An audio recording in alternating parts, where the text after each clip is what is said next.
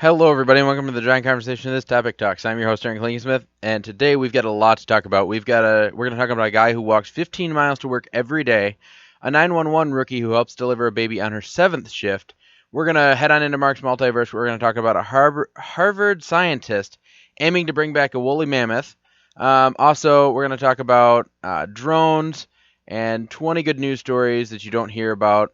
Also, Movie Madness Monday, we're going to talk about the Lego Batman movie. We're going to review that movie and talk about a dog's purpose, a lot more here on Topic Talks.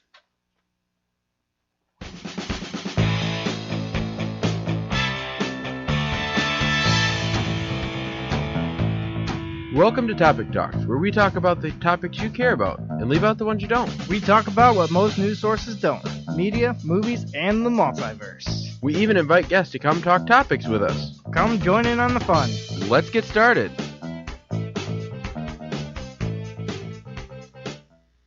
Hey guys, once again, I'm Aaron Klingesmith, and today we've got Mark here with me. Hey everybody, how's it going? Wait. You're on there. Am I on there now? Hey You're everybody, how's it going? Is it still not working? No, that's good. You're good. You can hear me? Oh, I got a lot of technical difficulties. There we go. Hey everybody, how's it going? I can hear myself now. And we also have Jake with us today. Jake. What's up, Jake's everyone? his name. Good to be back. And so we've got a lot to talk about. The first thing I want to bring up is, what would you do if you had to walk 15 miles to work every day? I would brag about my legs of steel every No, chance you would I quit got. your job and find a different job that's closer to your house. Yeah, if That I didn't too. kill myself yet. Yeah. So there's this man, and he just wanted to be identified as Patrick, so he didn't give a last name. He's 52 years old, and every single day he walks 15 miles to his job, where he is the manager of an ice cream and burger restaurant. So kind of like a Steak and Shake, but it's probably like a kind of a, it's not a chain type of deal. He's got to burn off all those calories. Right, I mean, no doubt, working at a restaurant, there's a lot of calories there. Especially Oh, yeah. burgers and ice cream. Oh, Yes. man. Making me hungry. We just ate, too, man. We ate burgers. Yeah, we did. No ice cream, though. My dog had ice cream. Your dog had ice Oh, My you got dog one of those doggy ice creams? No, they just gave him to him at McDonald's. I've done that Just give 'em before. ice Like, I've been to places, they'll just give your dog, like, a treat. Or Oh, yeah, you go to Culver's, they'll give him like a little dog treat. You go to McDonald's, sometimes they'll give him a baby little ice cream cone. Have you ever been to, like, a downtown where you can just take your dog, since, like, any store there? Oh, yeah, in downtown Rochester, we even have a designated dog store where you can get all kinds of treats and toys for them. Yeah, it's pretty great. cool. I like Don't it. let April hear that. She will go and take my dog there and spend more money that we don't have. I don't think I've ever met a bad dog there yet, either. No, everybody, first of all, I'd hope not. It's, if you're going to take your dog into public, hopefully it's at least behaved enough not to bite anyone that comes near, Yeah, I hope so. But either way, though, it's a cool store. They got all kinds of treats and toys and all kinds of other stuff. It's almost like a candy store, except it's for dogs. Yeah. And Yeah, yeah, you feel a little bummed out, but hey, it's the dog's day. yeah. But either way, every time I take my dog to the park or walking around downtown, because the park's right next to downtown, we'll take him in there and I'll get him like a rawhide or something like that. Did you know that Home Depot, or some Home Depots, are dog friendly? Yeah, Really? not the Yes. one I worked at, but I know some allow dogs. There's one down the street from my house that is actually dog friendly. I just took Charlie there actually yesterday, and I didn't take him there today. I was going to take him there today. Yeah. But we take him in there all the time. We go to TSC and Family Farm and Home, and then Bass Pro Shops is dog friendly. Really? Yeah, Very the mall's nice. not, but I took my Yeah, dog. the mall would be hard though, because like where can you really take the dog now and stuff if you're there for like a long time? Yeah, I actually took you my just take dog. him outside and into the little patches. They go out, Yeah, go that's to the true. bathroom, then you take him back out or back inside. I actually took my dog for our first springtime walk the other day. First springtime walk. Yeah. I did that too, actually. Yeah, I don't get a chance. I'm so busy. I hardly ever get a chance to take the dog for a walk. But I had some time, and we took him out for a walk the other day, and it was pleasant. April and I did that for literally about a month, and then we stopped because That's how it kind of goes. because we did. What did we do? Oh, we discovered a dog park, and so we started taking him because the reason Oh, that's cool. the reason we had to walk him is because if we didn't take him for his walk, he would be very, very, very, very hyper. Yeah. And Really? oh yeah, I never would have So- expected that. So we would walk him every day, But then we discovered the dog park, so now we just go over there and we stand around and he runs around And plays with other dogs. Yeah, and all and he's that. completely dead by the time we. You see, I need to find a dog park around where I'm gonna be or where I am or whatever because I like to, give my dog a chance to play. I wrestle with him all the time. Even though I don't get a chance to walk with him a lot, Right. I wrestle with my dog constantly. Like I out of do nowhere, that like too a lot. like it doesn't matter if I have a headache or what. If I see my dog, like I see him and it's just like I have this instinct where as soon as I lock eyes with him, like I just want to just pounce him.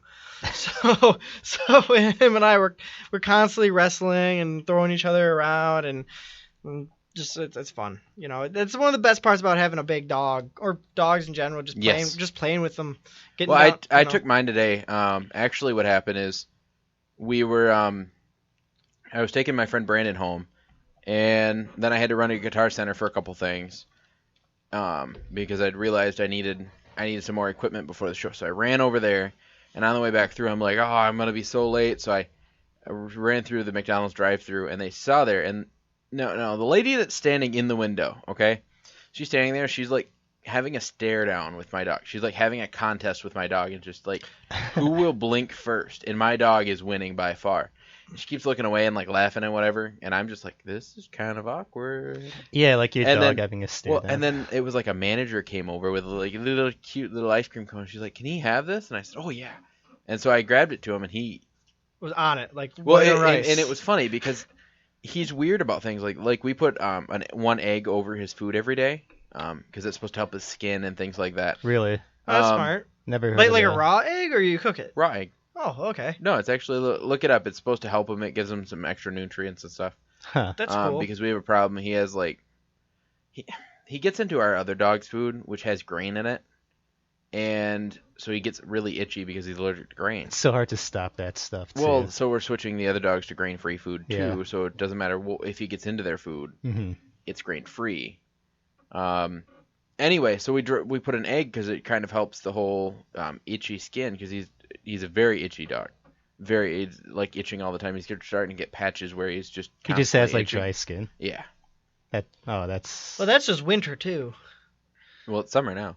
Well, it's not summer yet. It's hardly spring. It's and summer. we're probably getting. I heard we're getting more snow in like a week too. Don't say that. That's what I'm hearing. By the way, knock on It's a Michigan difference. wood. Yeah, it is Michigan, dude. Pure Michigan. Anyway, so but no, so like whether it's ice cream or the egg, he has to lick everything off of his food before he'll lick the entire egg off of his food before he eats his food. Really? And with his ice cream cone, he licked every single ounce of ice cream out of the cone before he ate it.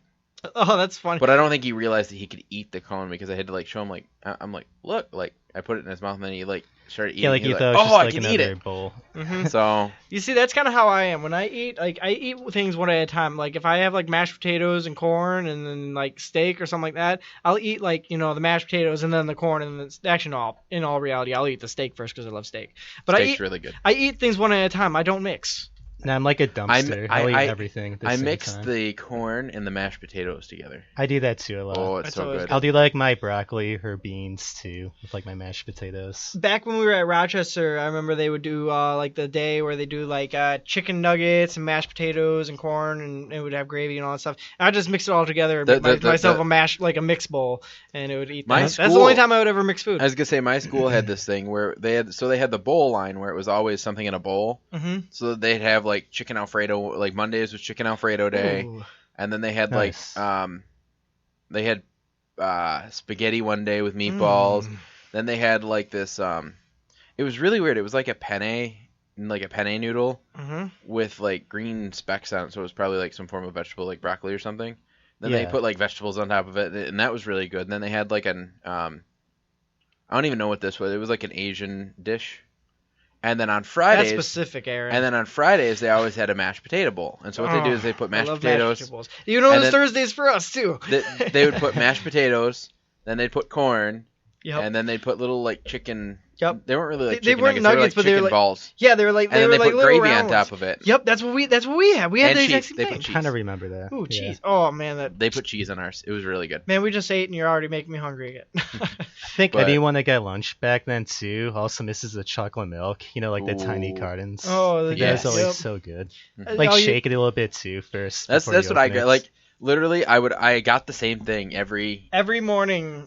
day of It's the only week. like So 25 on cents too or something. So I Oh, was yeah. always in the bowl line, so I would always get chicken Alfredo on Mondays and this and this and that. Like going through the week. So every day I would have whatever was in the bowl line because You that's see- just what I did. You see, after my freshman year and I got off my Ritalin and all that stuff and I actually had an appetite again, every morning I would get myself a little carton of chocolate milk and a chocolate chip cookie to eat with it. Yeah, you're right. We did And- serve breakfast too. I Yep. remember that. Yep. We had And breakfast, but half the time I was late and could never make class Yeah. time. yeah, much but less Same. it's still nice to time. have the option there just in case, just Right.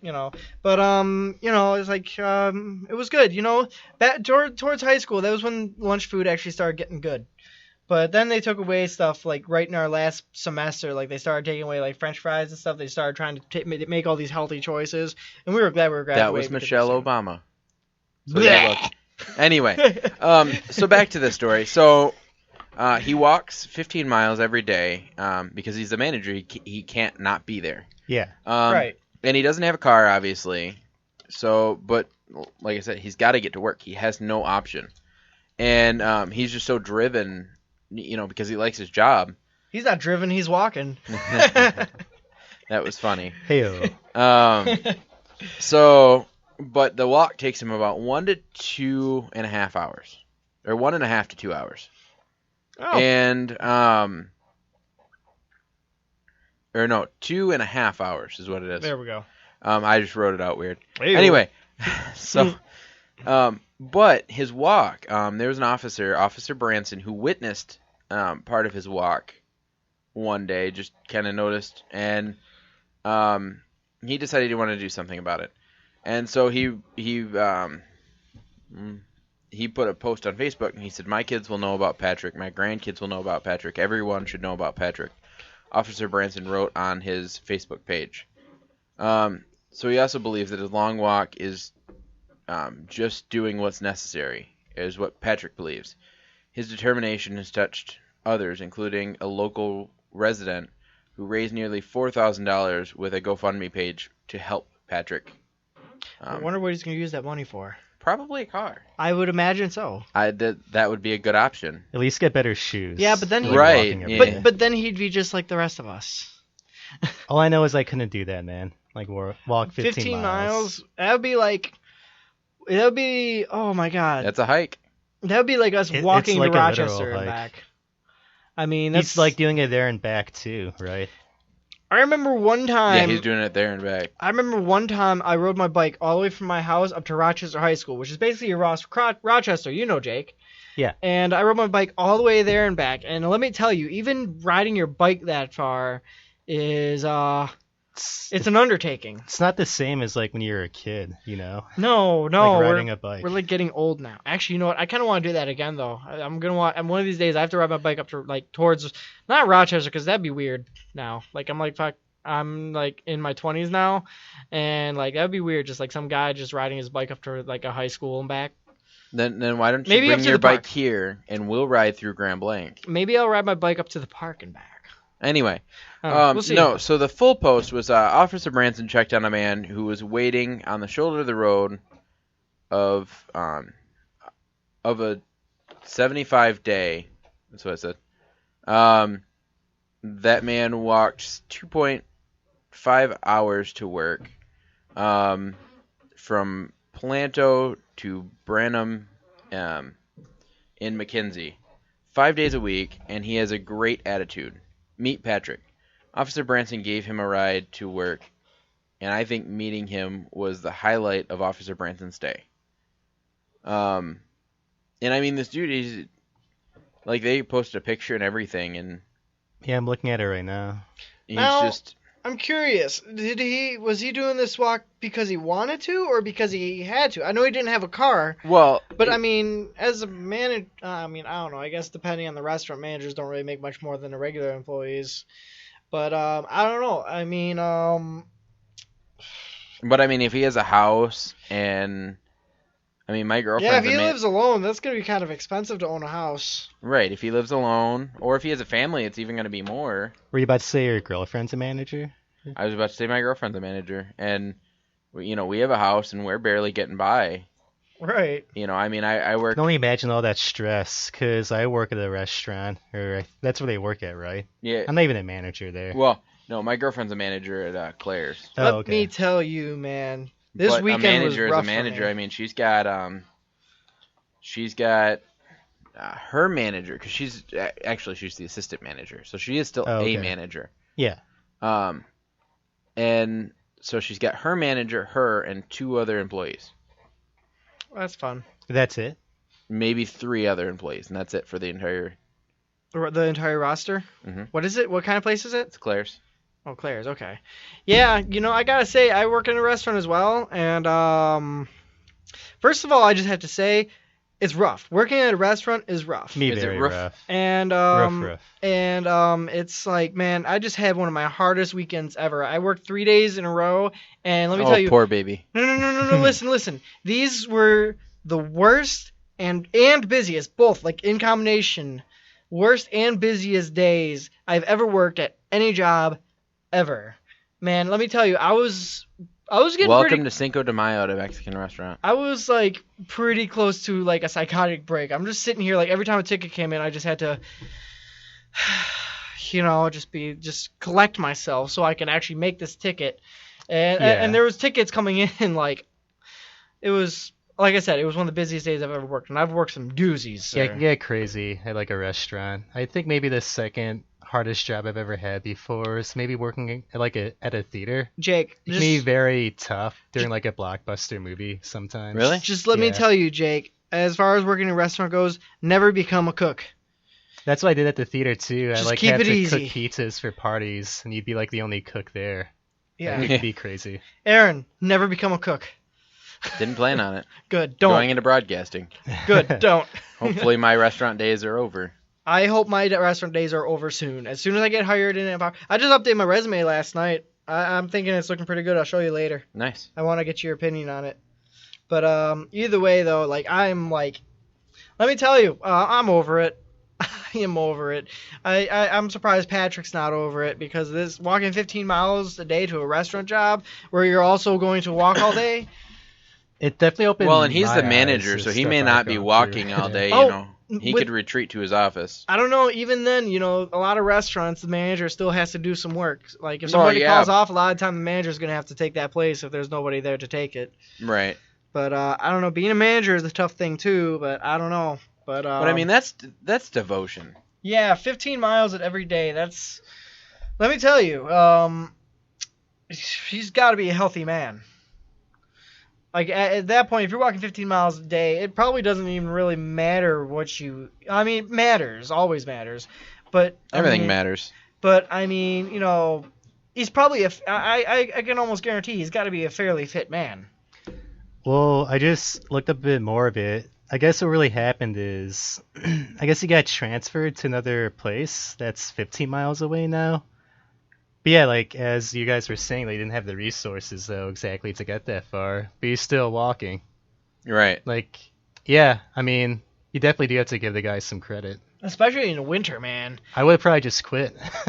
Like I said, I don't know if I could do something like that. I would probably quit, or at least try not to. I don't know. You got to commend him for it. I think Oh, this yeah. I think this guy deserves an applause. This guy probably has, like, a family and stuff already, so you can't just... Oh, here, quit. let me see if I can get an applause going.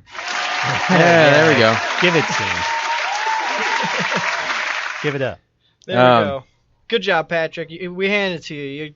That's crazy. I mean, like, Even with me, because, like, I broke my ankle before and stuff. Right. Just like that as well, I could never. Well, I mean, walk could you 15 imagine if he miles. broke his ankle and then had to walk 15 Yeah. miles? I don't think you could physically do it. I don't think it's possible. This guy never skips leg day. No, Never. no, he does not. He has a leg day every day. You know who else doesn't skip leg day? Batman. Batman doesn't need a leg day. I don't know. I think he mentioned it in one of his songs in the Lego Batman movie, which we'll be talking about later because we've all seen it. Anyway, So, but either way, So moving on. Good job, Patrick. Yes, very good job, Patrick. Kudos. And if you get the money from that GoFundMe page, buy a car.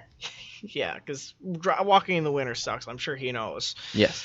So moving on. So have either of you ever called 911? No, thank God. I know you got 911 called on you because you were almost like dying, right? No, actually 911 was not even called because what happened was, first of all, I was about to take a shower, and this is about the time that I almost died, folks. Right. I was just having a normal day, and I was about to take a shower, and all of a sudden I had this like burning, itching all over my body, and my brother was there with his friend, and I called to them, and I'm like, guys, something's going on. I think I'm having like an allergic reaction. At this point in my life, I was not aware that I was allergic to anything. Are you allergic to something? Apparently. But here's the thing though, we never even found out what. I've been tested for all kinds of stuff. We never found out what I'm allergic to. So sketchy. Oh, right. So I have this allergic reaction. Then I call my mom and my sister. My sister's rushing home to come get me at this point. I take a Benadryl in the kitchen and lay down. My sister gets here. Did you put your clothes back on? Yes, I did. Okay. Yes. I was in like a tank top and like my pajama pants or whatever. Anyways, so God, that would be awkward to go through all that naked. It would be. But anyways, they get me in the car, and my sister's like breaking the speed limit, running red lights, all this stuff to get me there. I'm like, sis, slow down, you're gonna kill us. Here it is. I'm probably about to die myself. I'm seeing like colorly like blotches, everything in my vision. That's crazy. By the time we get to the hospital and roll me in, we rolled me up to the front desk. They say what's going on. By the time I'm in a wheelchair, I start going blind. And by the time they start rolling me in back, I go deaf. So essentially, I'm blacking out. I'm losing all my senses.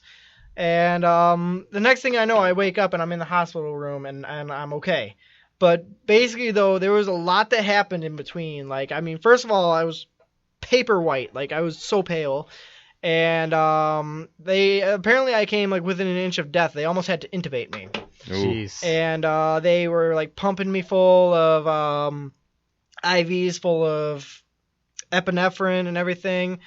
And if it weren't for one doctor who was really busy, he had to get to another emergency like right afterwards because he was one of the emergency room doctors. Right. So I never even got to say thank you to him. But if it weren't for him, he wouldn't give up on me because he thought, he was like, this kid's way too young. We can't let this happen. So this guy's your hero. Yeah, and I never even got a chance to say thank you. But did you even get his name? No, I didn't get a chance to. But he wouldn't give up to me. He's like, no, this kid's too young. So they shot me up with some more epinephrine and everything like that, and everything started clearing up, and I ended up being okay. But like I almost came I almost died. And let me tell you, first of all, it's a change of perspective. It's crazy, but I bet. And to this day, I carry my EpiPens on me. I got them right here in my bag next to me. And yeah, especially if you have no idea. You said what it was. You have to be ready. Yeah, we have no idea what it is. And I've retraced and recreated every situation of that day except for one factor, which was instant coffee of a certain brand that I'm not sure what brand it was, because as soon as we had an allergic reaction and we basically, I don't know, I guess we threw it away or something like that, so we didn't risk it happening again. But I'm not sure what brand it is. So basically, the only factor I haven't recreated from that day is instant coffee, and I'm not sure what brand. So basically, I've initially eliminated all instant coffee from my life. I think you should just stick to tea in general. Well, actually, I'm making that transition, actually. I'm drinking this stuff. It's called Celestial Latte Godfather. It's chai tea mixed with espresso and cocoa, and let me tell you, man, sounds pretty good. It is delish. I like tea too. I drink a lot of GABA tea. I'm not a tea fan. I like it. I'm a coffee fan. If you like iced coffee, you should coffee try too. this. Maybe I'll bring it over next time so you can try it. It's good. You might. I think I like coffee too much though, which is like why I'm trying to break it off. Well, this Godfather stuff, it's like an awesome alternative to coffee because it tastes a lot like it. You mix it half and half with milk. But anyways, as I was saying though, I've basically eliminated. I don't drink much coffee as it is, but I've eliminated instant coffee as a whole. And I'm still not sure what brand it is. I've pondered the idea of recreating it and trying every branded instant coffee out there to see what happens with my EpiPens right on standby and, somebody ready to drive me to the hospital. But It's not worth a try. it's the one factor I haven't recreated. So, by process of elimination, I'm a little cautious. So I'm I probably. was gonna say think I you would can just be pretty sure already. yeah, I was gonna say I would just stay away from coffee and Yeah. Well, it was. I'm pretty sure it was instant coffee because I've had coffee plenty of times since then, just not instant coffee. right. But and I'm sure it's a different brand or a specific brand because I've had other instant coffees before and been fine. Right. So I don't know. It must be a certain brand. I mean, it's honestly not even that good for you. No, it's not. And you know what? I think I can be content living a life without instant coffee. Right. But so yeah, didn't have to call 911. We didn't end up calling 911. Man, though. we should have just made this a topic.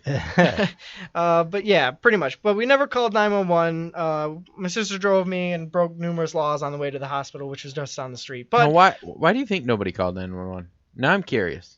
well, Yeah. because my sister was right there. By the time I was even sitting on the couch, she was pulling in the driveway. But then, like, the ambulance could have just sped the whole way without breaking the law. Yeah. But And you would have gotten like top priority. You wouldn't have even had to be like vaccines like right away. they would have rolled you right in. You wouldn't have had to roll your sister wouldn't have had to roll you in. You wouldn't have even had to talk to the front desk. It would have been Yeah. like, "What's going on?" They But- would have already known. They would have already been working on you. I mean, like, Yeah. I'm sure it's the heat of the moment. But you know what? In hindsight, do you have any idea how much an ambulance trip costs? Does it cost money? It does. It costs money. It oh actually. man, I never knew that. It actually adds But you know- exponentially onto your hospital bill. I mean, granted, That you're sucks. alive, but I mean, which is good. But yeah, like as far as the hospital trip, I'm sorry, but if something like that ever happened to me, I want them working on me from the time I leave my house until the time I get to the hospital. I know, right? Mm-hmm. But either way, no, I get it. It's just at the same time, in hindsight, we made it without all the extra expenses Yeah. on the bill. Well, anyway. You're Granted, sitting here, Granted, Mark. if I ever have an allergic reaction again, the first thing I'm gonna do is call 911. Well- but my first impulse was to call my mom and my sister, who were both nurses at that same hospital at the time. Oh, okay, so they have medical history. Yes. Well, then your mom and your sister might have known who the doctor was. I don't know. I never really got a chance to look into it. You should because- ask them. You have to ask this guy, Mark.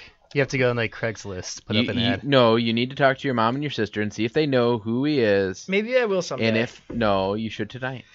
Go tonight. I'll push you. Okay. And then we bring him on the show and you can talk to him. This guy, he has to join Shield. Oh He my should God. join Shield. He saved my life He's officially a superhero. because he saved my life. Yes. You are so precious to us, Mark. Thank you. Anyway, no, but somebody who did call 911 that did not have to pay a hospital bill at all was, and actually they don't even give the name, but was a couple who the girl prematurely went into labor. Oh, jeez. Oh, that's gotta be lovely. And so they called 911, and the 911 operator that helped them deliver the baby was on her 7th shift. Oh, She'd only done 7 shifts. she was as finishing up her first week. Pretty Isn't that, like much. a bad like number 2 in like terms of superstition? Number 7. No, 7's actually lucky. Oh, is it? I'm Yeah. thinking of 13 is Yeah. the bad one. Anyway, so 6. I What? feel like 6 could be bad. Well, Yeah. only in a trifecta. Anyway, no, but so they called 911 and Kate, I'm trying to remember what her name was. It's there it is. Kate Farber is her name.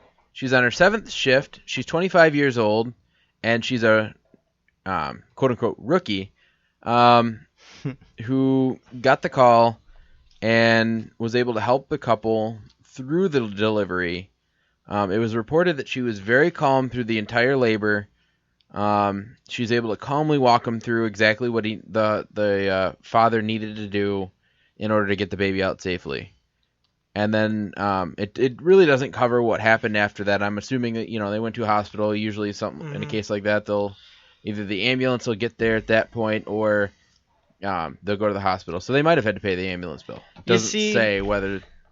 That would probably be my biggest fear as a father, like having my wife go into labor. I don't think I do. I'd be the dad who's just like, I take one look down there and You'd be like, I can. I'd be like the guy that's like running in circles now, like oh my god, Exactly. oh my god, oh I'd my be- god, oh my god, oh my god. In that tone of voice. Oh my god. Oh my god. Like, Yeah, like I can exactly. picture that now. Just monotone. oh my god, oh my god, oh my god, oh my god, oh my god. Meanwhile, just running in circles really fast. meanwhile, your wife will be like, "Oh my god, oh my god, oh my god." Yeah, the same. Not in a good way though. Yeah, like and then somebody else would be like, "Will you two stop?" I'd be the dad who takes one look, says, "Oh my god," and I'd pass out right there. Yeah. Or either that, or I'd manage to call 911. I'd be like, because here's the thing, man. I'm not even enthusiastic. Well, I mean, I'm sure nobody's enthusiastic about the idea of changing your diaper, but No. like every situation where it's ever been where it's like I would be the person to change a diaper, I have taken all costs to avoid it. I do not like the idea of doing it. I'll do But it though yet, if if I you have ever a have a kid. kid, I'm going to have to. Yeah. you're not just that's going the to thing. have to. I mean, you may not enjoy it, but you will just because, I don't know, it changes you when you have a kid. Or so I've heard Yeah, that's from what a I lot hear. of people. I just hope I don't I'll put on all probably that bring daddy that up weight. to my kid anytime I get into like an argument. Like, I changed your diaper once, man. I changed your diaper once. Once. Your wife will come out and be like, "Yeah, no, it was really once. Yeah. That'll be my family.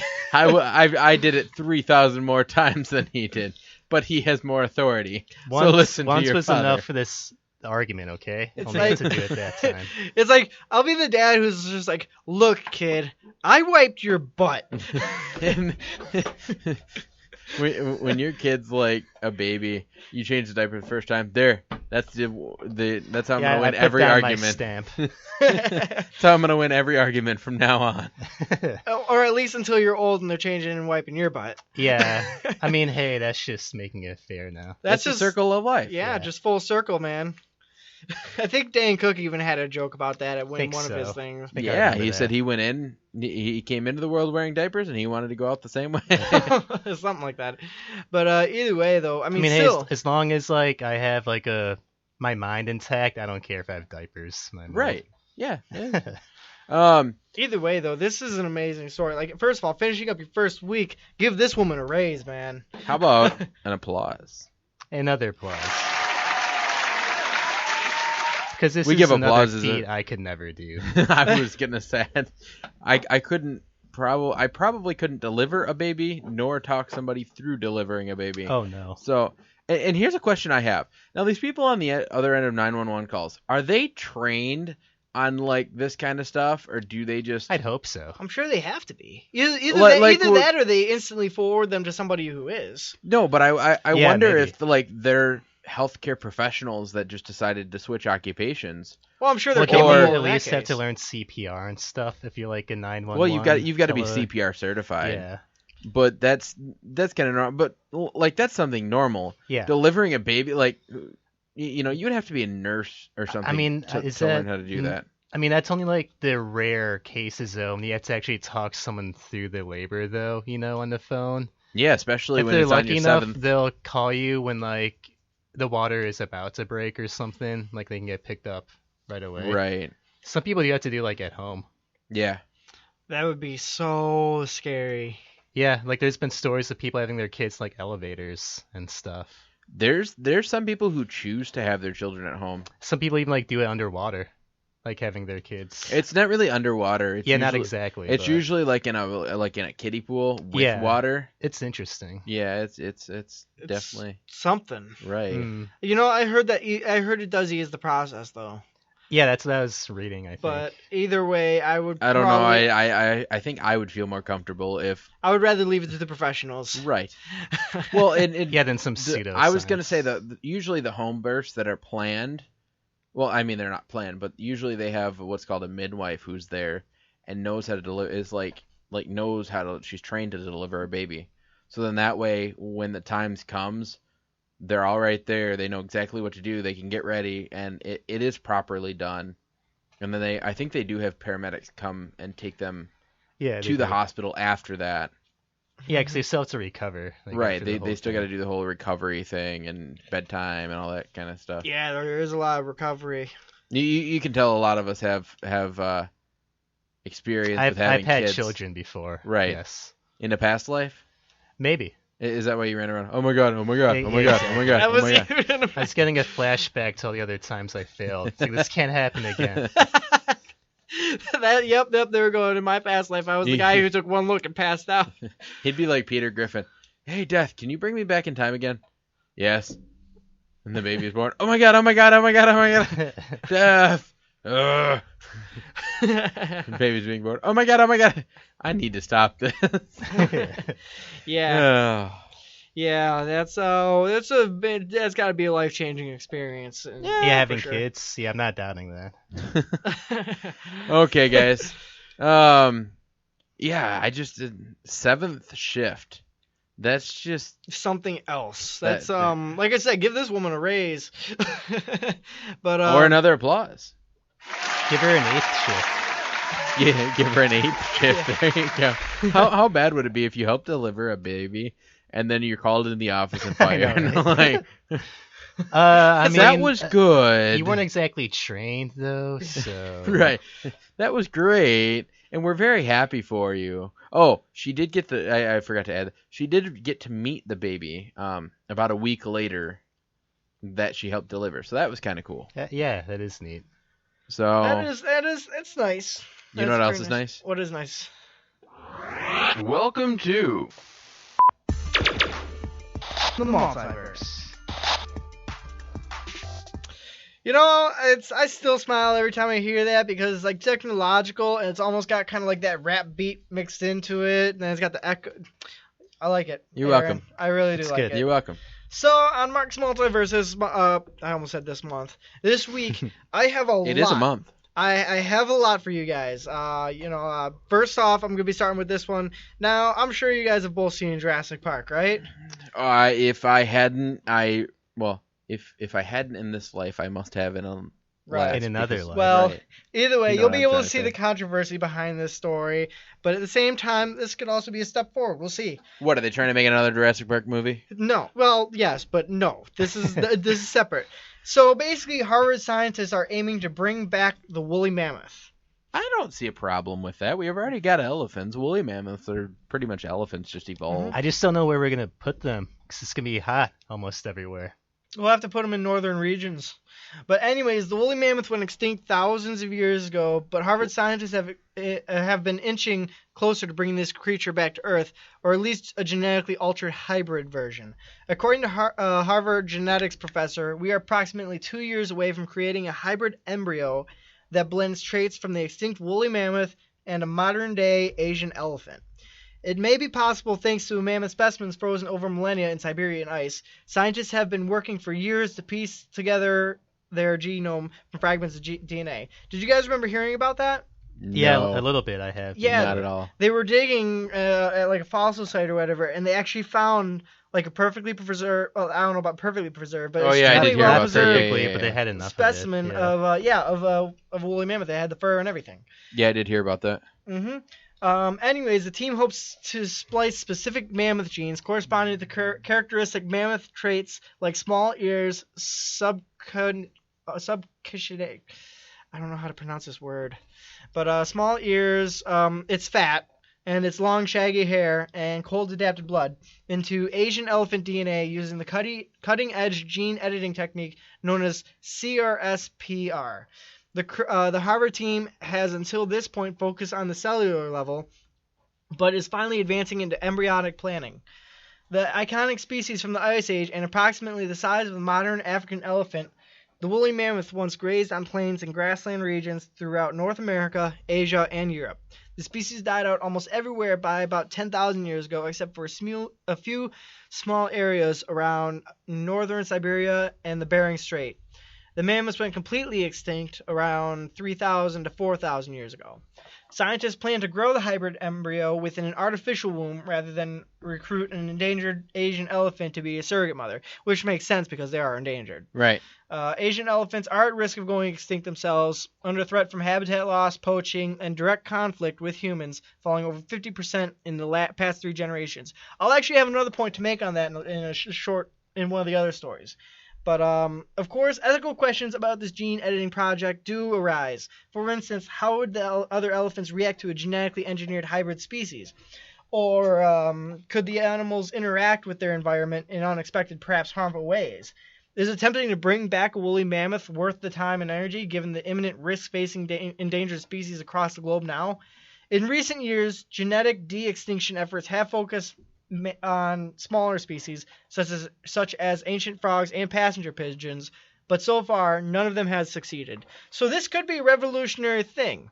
However, at the same time, it also raises a lot of questions that kind of relate to bringing back endangered or not endangered, but extinct species. Yes, but if you're not doing it with frogs to where females can be turned into males and then they just repopulate. That's where John Hammond went wrong. He went and spliced dinosaur DNA with frogs, and the specific frogs that he used. No. It even explained this out in the book. He used a species of frogs that could change its gender specifically in a single-sex environment. They explain... What they're saying, Mark, is life finds a way. Yes. But either way, though, in real life, if they were going to attempt something like that, they'd be much better off using DNA from other species, such as maybe a crocodile, or maybe even birds, because it with recent studies over the past decade, a lot of studies show that dinosaurs were more like birds than they were reptiles. Yeah, the T-Rex is more related to the chicken. Yeah, as funny as that is. There's even like theories it could have had feathers before it grew larger. So just picture like maybe a bigger chicken, just like a baby T-Rex. Well, but see, it makes sense because the T-Rex finally got long arms, but now he still can't do anything with them. You know what? I gotta look up a picture of it, and we'll have to post it on the page. But we'll have to find a picture of a T-Rex chicken. I'm sure they're around. Mm-hmm. That would be that. Well, I think I've seen a comical picture of that at one point or another. I've even seen a picture of a T-Rex with feathers. My girlfriend is a part of this German Shepherd fan page, so it's a whole bunch of people that own German Shepherds. Mm-hmm. And somebody commented and asked, she's like, "Is there such thing as like a combination between a German Shepherd and a poodle? Because I love them both."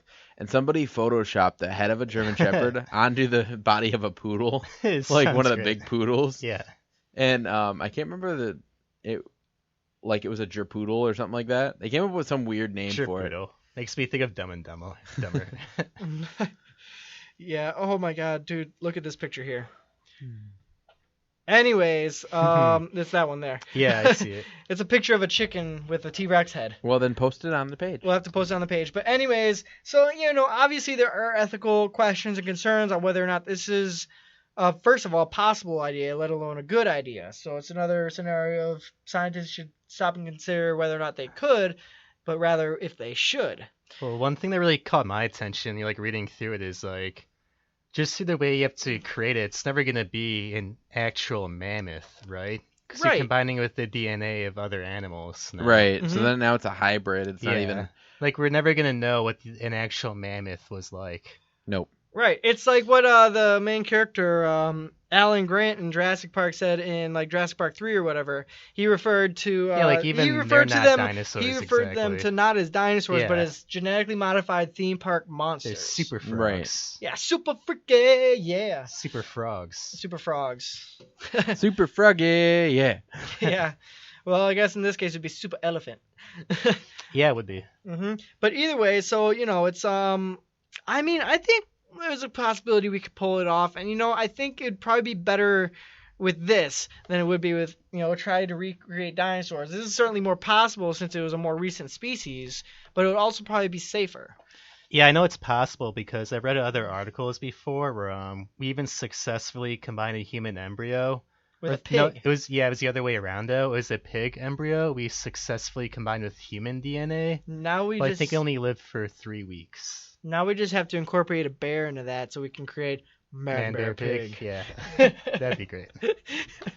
Prove Al Gore right. We gotta help Al Gore, guys. Al Gore for president. No, I'm kidding. Actually, not Man-Bear Pig as vice president.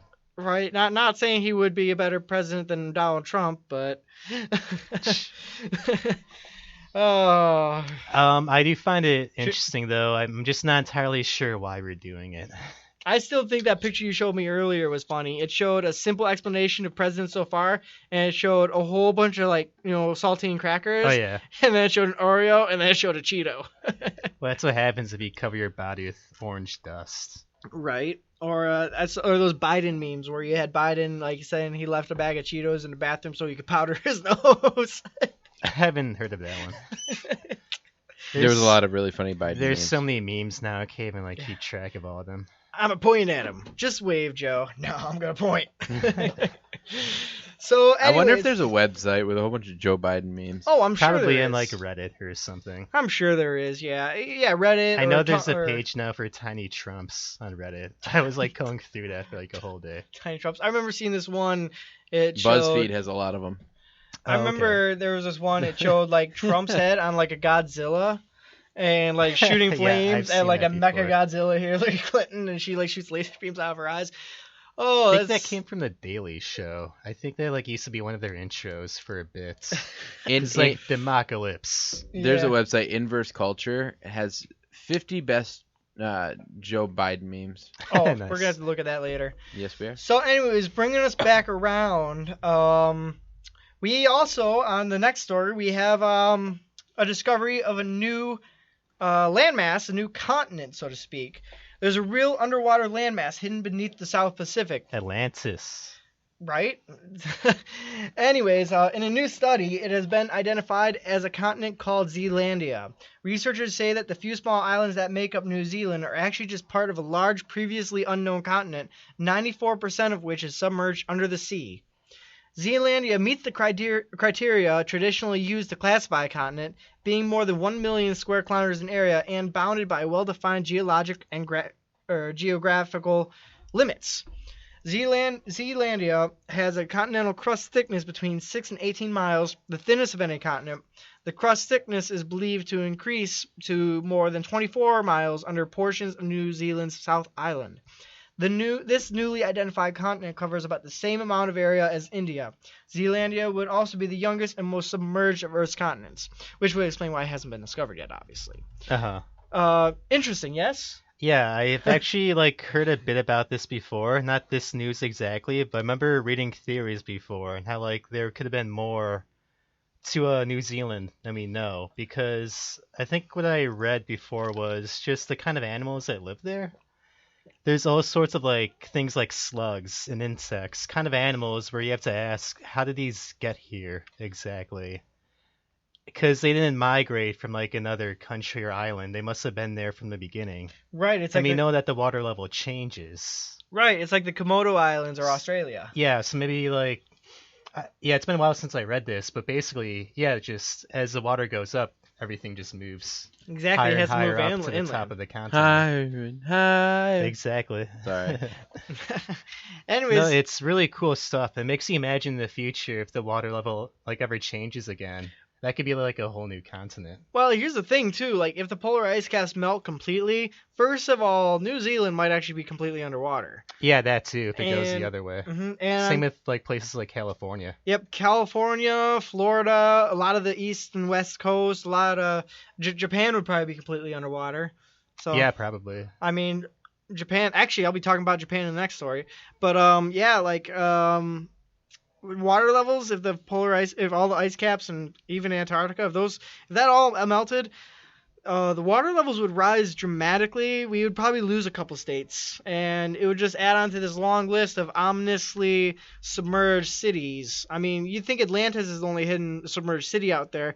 We have tons. There's over at least 20 different cities out in our world that are submerged underwater. Not only And- that, but like we've actually found like architecture of buildings Like like that underwater. underwater. Yeah, and it's like that because at some point the water was low enough where it's like a harbor city, but not Mhm. anymore. Yeah, it's like Mayan cities and Greek cities and I don't remember what African cities cities. exactly. Well, one is off Japan. yeah, one is off Japan. There's there's a whole handful of them. Yeah. And a lot of them are like mythological cities, that once actually existed and don't anymore. Well, actually technically they do still exist. It's just they're submerged underwater. I mean, we have expeditions and stuff like that. We can that only search these go places. so far below the ocean. I mean, we don't even know our deepest point. I don't think James Cameron went the very deepest, but I know that I think he got as deep as anyone so far when he did that submarine thing underwater. He like built his own capsule to go under. Oh yeah, this is pretty crazy stuff. There was another one. I think I actually did a story on it for us once.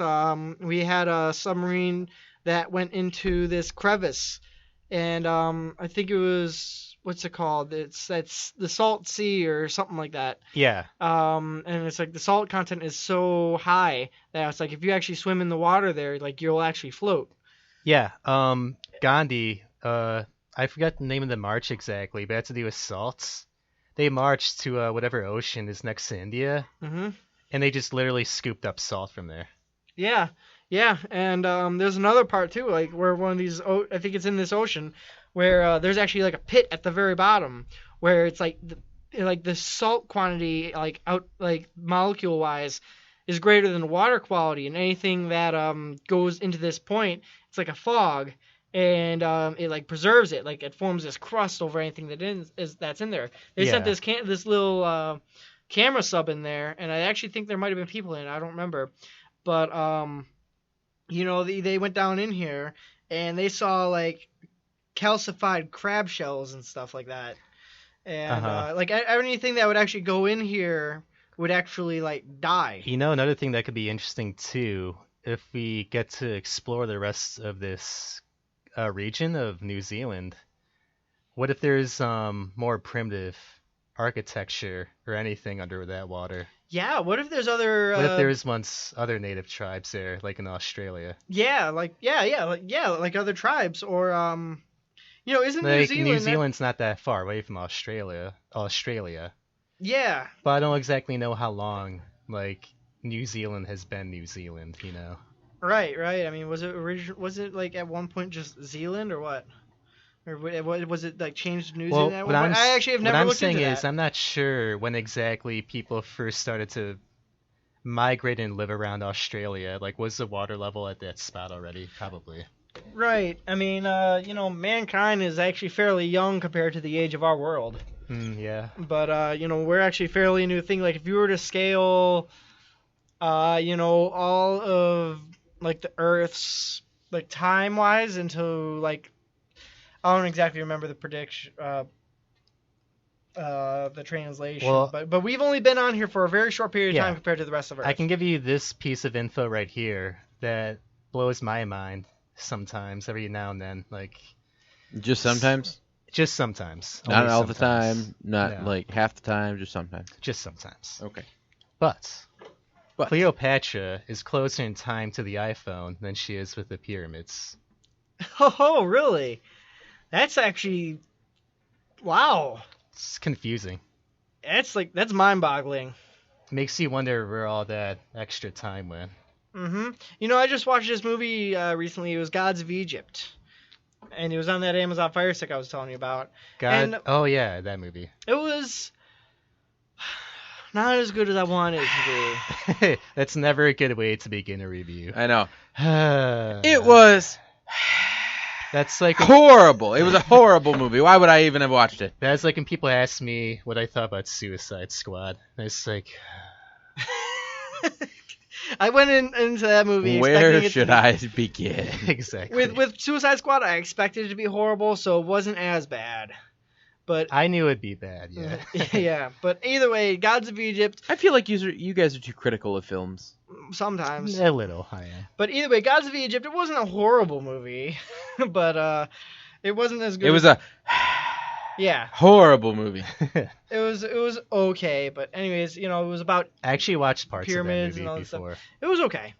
It was okay. It was an interesting concept to say the least. It's based off a book. Really? I think so. I'm just gonna take a shot in the dark and say the book was better. Probably. It's how it usually goes. Mm-hmm. But I heard the Percy Jackson books are pretty good, actually. Mm-hmm. But anyways, the movies don't look that good. Yeah. But either way, though, that's pretty crazy to think about. Everyone assumes that, all this stuff in the past, like Cleopatra lives in the same time as pyramids, or that. I mean, she did, but not like. The thing it goes is the most magnificent pyramids you see weren't built by people like Cleopatra. No. The stuff they built were the ones that don't look as good. Right, and the ones that aren't like perfectly symmetrical and stuff. Mm-hmm. It's the same concept of people who think that mammoths lived in the same time as like T-Rex, or that T-Rex even lived in the same era as certain humans. other dinosaurs. Right. I mean, there's like people don't even realize that there's like the Cretaceous period, the Jurassic period, the Triassic period. These are all different eras in time, like such long spans of time apart, where totally different species existed. Right. And I mean, there was this documentary that I loved it. It was called Walking with Dinosaurs. It's not the new one. That new one is. You mean the original show? I'm talking about the original documentary. Yeah, I grew up on it as a kid. Yeah, Walking with Dinosaurs. It was like it was on like Discovery Channel. It was like the whole thing takes up 2 VHS tapes, so it was like long. Right. But it went through all these different periods. You know, that's probably about an hour, right? A VHS tape wasn't very long. No, this thing was like 4 hours long altogether. Must have been a big VHS tape. There was such thing as those, like big VHS tapes. Mm-hmm. I don't know. But either way, though, there's the little ones. My dad used to have them. Yeah. Like you put them in like. I've also seen ones like double reels and stuff too. Yes. In them. Right. But either way, though, it's like this documentary was great. It went from like the very beginning of like actual like not like single cellular life, but like when actual like creatures in life started appearing, to all the way to the end of dinosaurs. Right. And the T-Rex, people don't even realize that the T-Rex was on the very verge at the very end of the dinosaur age. Was even like the biggest predator out of all the dinosaurs. No, there were even bigger ones. Like there was the Spinosaurus. Spinosaurus is much bigger. Mm-hmm. And I think there was even other greater predators that we've discovered since then. But I mean, you could even like say other predators are more practical than the T-Rex. Because like, come on, just like look at the thing. Right. I mean, here like it is closer related to I doubt chicken. It was the most like stealthy animal. Whenever I hear like some scientists theorize how it must have been a scavenger too. It's like, okay, but he wasn't like sneaking food out of other dinosaurs' baskets. He probably just roared at them, then they ran away and he ate their leftovers. Mm-hmm. Anyways, but yeah, it's just crazy to think about. It's like some of the first like dinosaurs, like velociraptors, or like there was so many different species of raptors. Those weren't even the same time. Most birds come from raptors, I think. The falcon does. Like not even pterodactyls. Like the falcons and the hawks and ravens and all those. Yeah, it's interesting. Mm-hmm. Yeah, they descend from raptors. And what I also find to be cool is how other animals don't seem to have changed that much at all from that time. They either just got bigger or smaller, like turtles or alligators. Mm-hmm. They kind of looked the same back then. I mean, I'm sure they probably had like longer tails or something, turtles especially. Oh, yeah. But overall, it's not as drastic of a change as like the T-Rex to the chicken. Yeah, definitely. I mean, these kind of transitions, first of all, take millions and millions of years. And people do say that, dinosaurs were more transcendent from birds than they were from actual reptiles. I mean, even the word dinosaur relates to terrible lizard, but they're more of an avian from what we're finding every day in our studies and researches and explorations. It's mind-boggling to say the least. Yeah, that's really my thing growing up as a kid. I love that stuff. What kid doesn't love dinosaurs though? Not my friends. Right? I had giant books that were called the dinosaur books. And they were like binders. But they had like all this information on. I'm sorry, but dinosaur books were like an instant favorite amongst any kid our age. My grandparents even paid an author to write a book about me once as a kid. It's called Jacob Zundel in Dinosaurland. Well, we know who had some rich parents. Jake, is this for real? Yeah, I have to find this book to read it sometime. We could have story time. Story time with Jake. In Dinosaurland. Jake in Dinosaurland. That would be interesting to say the least. Anyways, I think I've dragged this one on long enough. Either way, so yeah, we're talking about bringing mammoths back. Agree or disagree, it's interesting to say the least. I'm excited to see where it goes and to see if we'll be able to pull it off. I mean, can you imagine in our lifetimes we could see a woolly mammoth? It would not a real woolly mammoth. Not a real, but I mean, it'd still be nice to say something like that before I pass away. Like, I got to see something that nuts. You do know that you can go to museums and see what they, look like. Oh yeah, it's size comparison too. And that's why, like, one of the first things I said about this is, what's the point still? Like, right. I bringing this mean, thing to you know, life. they probably Unless we're like gonna start making mammoth burgers. well, but if a you think mammoth about it, steak. if you think about it, they probably acted a lot like our elephants do now. Yeah, Probably similar, except and that except more that in a cold plus climate. they could have even been like more carnivores. Although, if we get woolly mammoths, though, Omnivorous. we could put them in circuses for years until people complain. I know. I don't. Right? I'm not even sure they'd make it that far though. Plus, we don't even know how they would behave. What if they Right. talk like Ray Romano? That'd be a nightmare. It'd be Oh my really fun. It'd be Iceland. What if they talk like Manny from Ice Age? Yeah, that's what I'm saying. I was gonna say it'd be Ice Age. Well, that's who played. Yeah, Oh. Ray He Romano. just completely missed. Sorry, it. no, I didn't. I didn't pay attention to who the actors were. Dude, that would be awesome though. That'd be kind of funny. Having a conversation with a semi-woolly mammoth. You ruined it. Just move on. Okay. Okay. Anyways, moving on to the next story. Drones. And I like drones. And we were talking Drones about are good. we were talking about Japan a little while ago for a minute, and basically these drones could save lives in a natural disaster. With Japan's track record for natural disasters, and it is quite a record, folks, the country is understandably always on the lookout for ways to better prepare itself. Japan is now looking to the skies, working to develop drones to help out in the case of an earthquake or other troubles. The country last week trialed special drones mounted with speaker systems that can direct citizens to nearby evacuation areas. These drones also monitor wind speeds around skyscrapers, taking images of the streets below. With GPS built into the devices, self-flying was also tested, with the drones moving along set flight paths through the high-rise area. The trials took place in Shinjuku, a highly populated area of Tokyo, with radio channels built specifically for the test. It's not the first attempt by Japan to use tech for disaster prevention. A university in the country last year looked to the Oculus Rift to train citizens on how to act in the case of a tsunami, for instance. Meanwhile, drones last were in the spotlight for the Super Bowl when Intel-powered drones lit the sky up. You guys saw. Well, I know, Aaron, you watched the halftime show, didn't you? I didn't watch the halftime show. Oh, Jake, did you? I didn't watch the game at all. Neither did I. I just heard that there were drones at the halftime show. Yeah, I did Me hear too. about the drones though. No, I heard all about it. I heard the drones, and I didn't really hear what they did. I need to go back and I watch know the Lady halftime Gaga jumped off a building No. or something. No, she There was a she video swung clip. in on a wire or something. No, there was a video clip before the whole performance that they played on like the jumbotron and all that. Yeah. Of her jumping off into the stadium, but it was a video in front of a green screen, Okay. and then she just appeared. It's, Yeah, like there's no way you could pull it off in real life. it's kind of like the whole effect of kind of like does anybody remember? It was the Olympics a few years, or like the last time the Olympics were around.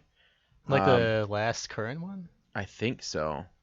It was the one when they were in It was England. in South. It Oh, was in okay. England. I was about to say the South American. No, one? the one when they were in England. Okay. And if you watch the intro for the show, there's one point when it shows the Queen of England talking to the guy who currently plays James Bond. I'm trying to remember what his name is. Daniel Craig. Daniel Craig. So she's talking to Daniel Craig as James Bond.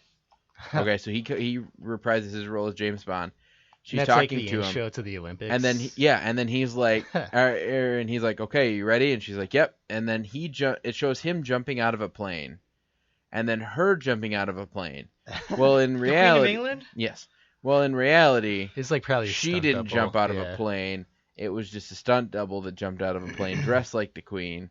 And Daniel Craig probably didn't even really just jump out of the plane. Yeah, probably not. Very few actors do their own stunts. I mean, he could. He's fit enough that he probably could. Easily could. But that might have been something that they're like, no, we're just gonna anyway. Yeah. But then they landed behind this building, and then she just walked out onto wherever she Yeah. was gonna be sitting at.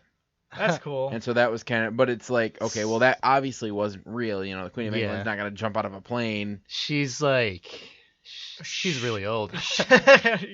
Understatement. But either way, She's seen a lot of stuff. I'll put it that way. Right. wouldn't she talk about how if Trump ever visited England, she technically could Yeah, behead I was him? gonna bring that up too. And remember my comment when I first read that was, yeah, if you could even pick up a sword. Either way, we'll see how that goes. But either way, yeah. So Japan is talking about utilizing drones as a not really a disaster prevention, but disaster preparation. Which is kind of cool. I mean, first of all, if there's one place that needs this, it's Japan. They're like prone to disasters. Godzilla. Yeah, for example, Godzilla. Come on, folks. No. Not only kidding. that too, but like, What about Mothra? but I mean, like just, that's the real threat, people. Stay woke. I mean, like just realistically, they've had a ton of bad stuff happen like less than 2 years. First of all, like Hey, Godzilla could Hiroshima be and Fukushima. realistic because they're going back trying to bring woolly mammoths back. The next thing they're gonna try to, it'll be a Jurassic Park repeat all over again. It's gonna be Mega Mammoth attacks Japan. Except this is No. I'm saying that they're gonna go a step further and try to bring a T-Rex, and it's gonna get loose and happen to get loose in Japan. No, what I think we should do is we're really gonna have a kaiju come to life and start destroying stuff. Oh man, Let's actually do justice to the name Godzilla and make it a real sea gorilla. Are you by any That's chance what it talking? translates to. Are you talking about Pacific Rim or one of those other things? They kind of look like sea gorillas, Pacific Rim. Yeah, they kind of did. They kind of look like sea gorillas mixed with like, what is it? Didn't they have like axes incorporated into their there's heads like or something? hammerhead sharks and stuff too in the monsters. It was a weird movie. I like heard that movie a lot. I heard they're talking about a sequel. I'm down with that. I love Del Toro. What other kaiju movies are there besides Godzilla? Oh, I've and- seen all of them, man. that That's stuff. another thing I grew up on as a kid. Did you ever see that one? I didn't see it, but I heard about it multiple times. It was called Dragon Wars. Yeah, I've seen Dragon Wars. Was it any good? I've heard of Dragon Tales. Was that a good? Yeah, I've seen Dragon Tales too. Was Dragon Wars any good? Or was it just? No. I mean, it's good in a bad way. It but- looked like it was like even just looking at the case, it looked like it was just awful. I mean, I don't really think of that as a kaiju movie though either. When I think of kaiju movies, I think of stuff like Gamora Yeah, and like Godzilla. yeah. You know what? I think they were even classified as something different. I think they were classified as like Umugi or something in that one. Yeah, I think so.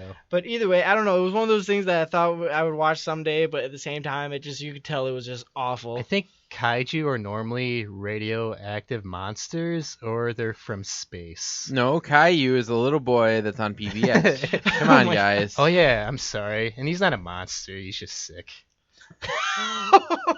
You're mean. Oh, That was mean. oh man. Oh man.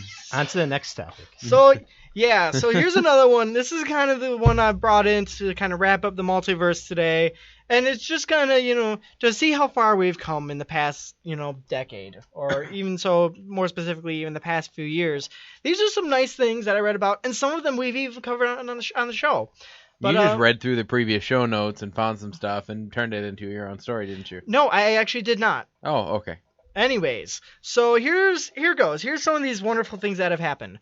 First of all, the giant panda, as you might have known, it was endangered, but it's no longer on the endangered species list. No, Nope. Really? Nope. Pandas are making a comeback. I think Yay, pandas! I Yes. think I certain found whales... a panda today.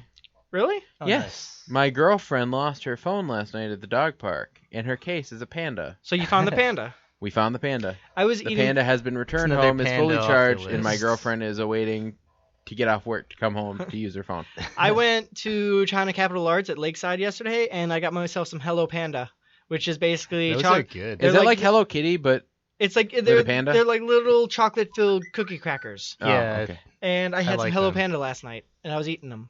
No, You were eating Hello Kitty? No, I was eating Hello That's Pandas. kind of graphic, isn't it? little. Yes, very. I was biting off their ears first. You mentioned pandas though, manatees. They're off the list now too. Yes, actually, the manatees are on here as well. The manatees are off the endangered species list as well. I think not the elephant though, right? Elephants. No, still elephants are endangered. still endangered. Also, the Ocean Cleanup Project plans to clean up 40% of ocean plastics starting this year. Jake, I think you actually mentioned this last week, didn't you? Yeah, I think so. Mm-hmm. Also, China announced plans to end ivory trade in their country, which is related to Yeah. the elephants. I heard about that as well. So this is slowly moving us in the right direction of bringing elephants back off the endangered species. And then list. they can be back in circuses. I know, We right? will see. It really irritates me that they're not going to be in circuses anymore because people who think or who don't know how most of them are trained and have never seen a circus in their entire life Mm-hmm. have pretty much protested until some very famous elephants and some very famous acts will never be seen again. I think I know those acts you're talking about. Mm-hmm. But no, I mean, I can see what you're saying, because, yeah, I don't think I've ever heard of another circus I was happening gonna say around most here because since I was a volunteer kid. at the circus that's around here, and I've talked to the guys, and I have a friend who's worked for the circus for years, Yeah. and he's actually a Shriner, and he's known a lot of the people who raise elephants, and it's funny because they have a farm for the elephants, and they're not, everybody's like, oh, they're always stuck in a cage. No, only when they're going from place to place, and then they set up giant pins for them so they can't get out. Yeah. And then they spent most of their time back at the farm in Florida where they live. So, Huh. fun Very fact. Nice, very nice. I don't think they even have elephants in the Detroit Zoo anymore. Really? I haven't been to the zoo since I was a kid, too. Right. Yeah, I don't think last time I went there, I don't think I saw elephants. I don't think I saw hippos. I want to go there really bad, though, for It's their probably beer fest. because they were, there was somebody who found something wrong with something the Mhm. zoo was doing. This is my problem with Someone protests. got Like, offended. I don't care if you're protesting. The problem is you're protesting the wrong stuff. And and another thing is protesters who are ill-informed. Oh, yes. If Yeah, you're it's usually going an to echo protest, chamber. at least know your facts. Well, and like I said, I have a lot of people who are like, yeah, I don't go to circuses because they hurt their animals. No. 90% of people do not hurt their animals. They do not Yeah. abuse their animals. You think of, like, third Well, they're world training. circuses and stuff. Right. Mm-hmm. A lot of people, they're like, I've seen a video. I know what to do. No, you don't. Have you ever met circus people? Hmm. Have you ever met the animals? I mean, there was a great example because I've seen several examples of this. Now, there was one guy last year. We call him the pig guy because one of his acts was with pigs. And he was getting kind of aggressive one show, and I got really mad at him about it. I didn't say anything because Yeah. I didn't know the guy. He seemed like a big douchebag, but he kind of changed his way near the end. But that was in a show of like 20 different acts. There was one guy who was like that, Right. and it seemed like he had an anger problem. Now Yeah. there was this camel act this year. There was had two camels. Well, there was two camels. There was a pony, and I think a couple dogs. Like there was several different types of animals. Okay. And during the act, one of the camels fell down. He actually got tripped by a section of the ring, Jeez. and he fell down.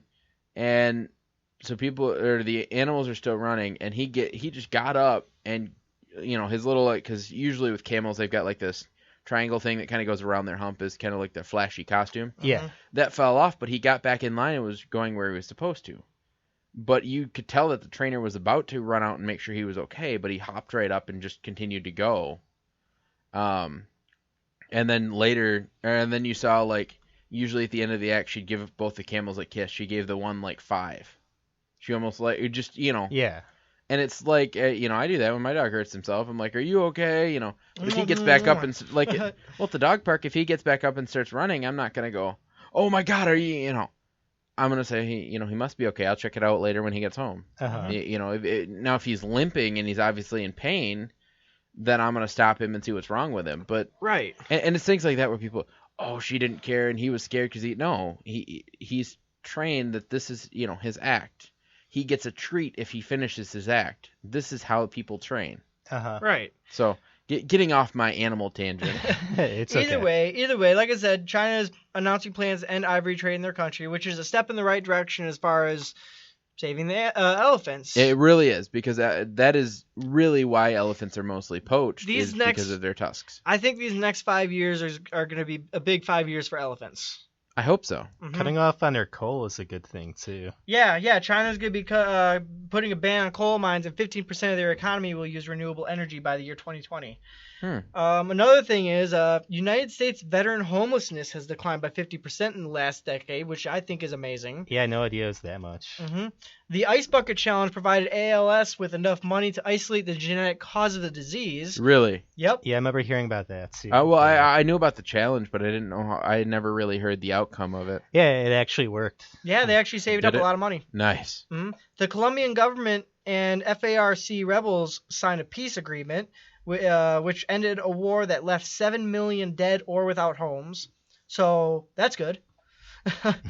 A drone. Hey, here comes Juno again. Here's one that we covered on the show. A drone called Juno flew 800 million miles to orbit Jupiter and learn about the origin of our solar system. Canada protected 85% of the world's largest temperate rainforest. Measles has been eradicated from the North, Central, and South Americas, which is good. Very nice. Malawi saw its HIV rate drop by 67%, which is nice. Very, very nice. Yes. So maybe we'll see HIV. Very gone. nice. Yeah. 20 countries created 40 protected marine parks covering an area the size of the U.S. Israel produces 55% of its fresh water from the sea, which is pretty cool. Under the sea. Dun, dun, dun, That's dun. what Under everyone the should sea. be. Dun, dun, dun, dun. I don't know the words after that. Anyways, but still, that's cool. We can create fresh water from salt water, so that's Now something. they just gotta share it as a thing. Right. Either that or everyone will just come up with their own methods. An Ebola vaccine was developed by Canadians with 100% success rate, so Ebola is going to be on its way out. Woo! Nice. World hunger has reached its lowest point in 25 years, so that's something to be happy about, especially Africa. I know there's a lot of starving over there, so People this are is good for them. people are starving everywhere. Yeah. Right. Here's I'm another. kind of starving over here. Anyways, here's another one in terms of endangered species. Tiger numbers are on the rise for the first time in 100 years. I don't know if I should And be. that's even with the making of the movie A Jungle Book. Yeah.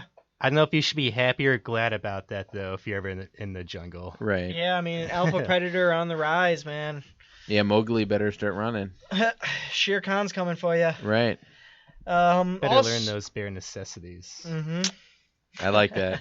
I still got to watch that movie. It was really good. It's on Netflix. Mm-hmm. It's on my list. Another one. After more than a century, Einstein's theory of gravitational waves is proven correct. Yeah, I heard about that too. That's awesome. Mm-hmm. 50% of Costa Rica's electrical grid runs on renewable energy, which is, I think that deserves an applause right there, because that is amazing that we're making these steps. Yeah, the fact that it's Costa Rica too. That's awesome. Mm-hmm. Now they'll be able to have all the power, so they can make our Jurassic Park. Yeah, get to it, Costa Rica. I'm just kidding. But anyways, no, renewable energy. This is something you guys know. I'm always pushing this, and it's great. So He's a pusher. knowing that other countries around the world are, pushing this as hard as I'd like them to be. Mark's very hard about it. This is great. And this one is actually another really, really great one I heard about. India planted 50 million trees within 24 hours with 800,000 volunteers. Yeah, I saw a picture of that before. So that's like each person planting. It's just like every That's a lot of regular trees. Joe in this picture and video just planting a tree. Mm-hmm. You never see that stuff happening. Yeah, pretty much. But anyways, what was I gonna say? Trees. How many trees is that? 50 million. How many zeros is that? 50 million? Yeah, 50 million divided by 1, 2, 3, 4, Should be 5, 6 6, right? divided 6 by zeros. 800. Well, I mean, plus the 1,000. 50 zero. That's like each person in a 24-hour period planting 62.5 trees, I think. That doesn't seem Jeez. right. Maybe I don't know. Either way, I mean, Anyways. we got to do that everywhere Mhm. as well. Either way, on top of all this talks us right into Movie Madness Monday. Movie Madness Monday. Movie Madness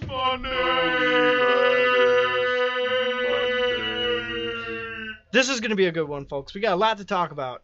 Well, actually, more like two big things. Well, we've got a third one. Oh, we do we? We do.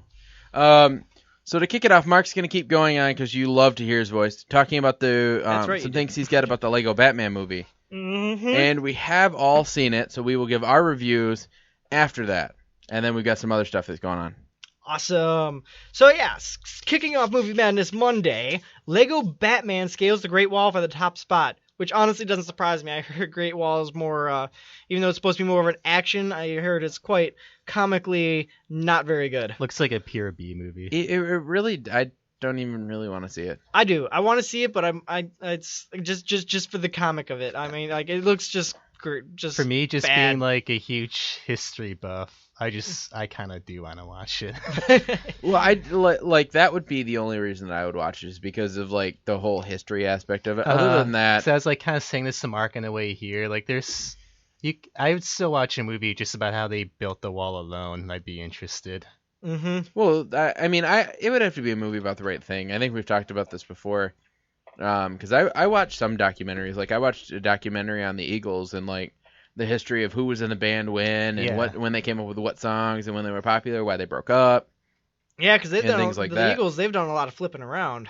Not really. Well, I mean, they've lost some members, they've gained some members, more so than most bands. I feel. In the end, they ended off with 2 of the original members and a third that's pretty much been a member. Like he added on at some point and just has pretty much been a member since. Right. Now have any of them been a consistent member since the beginning and never left? 2 of them. 2 of them? 2 of them. Yeah, you've got Glenn Fry and who's the other one? The other one. Because there's I don't know. I like the Eagles, but I haven't really followed them all that much. Same. But they got some good music, I'll admit that. Anyways, while you look into that, I'll move us more into this. The Lego Batman movie keeps No, I didn't get it. Thought I had it. My bad. No worries. Hang on one second. And there we go. The Lego Batman movie keeps its adversaries at bay for the second weekend in a row as it adds an estimated $34.2 million to its $98.8 million in North American total over the first 3 days of the holiday weekend. The third film to be released under the Warner Bros. Animation umbrella, Lego Batman repeats the top of the domestic chart over 50 Shades Darker, which holds steady number at 2 with an estimated $21 million. Per ComScore, overall box office is down roughly 3.7% from the same frame last year. Now, basically, now I'm going to go over kind of what Matthew used to do and kind of cover our box office a little bit. So we got kind of like a Matt's box office. Do you remember what that was called? I don't remember. Back to the box office with Matthew? Yeah, I'm going to kind of do something like that. So the first movie on the list is obviously Lego Batman. I just saw this movie the other night. Me too. You just saw it, and I Jake saw it it too. the night it came out. I have to say, it caught me off guard. I did not expect it to be that good.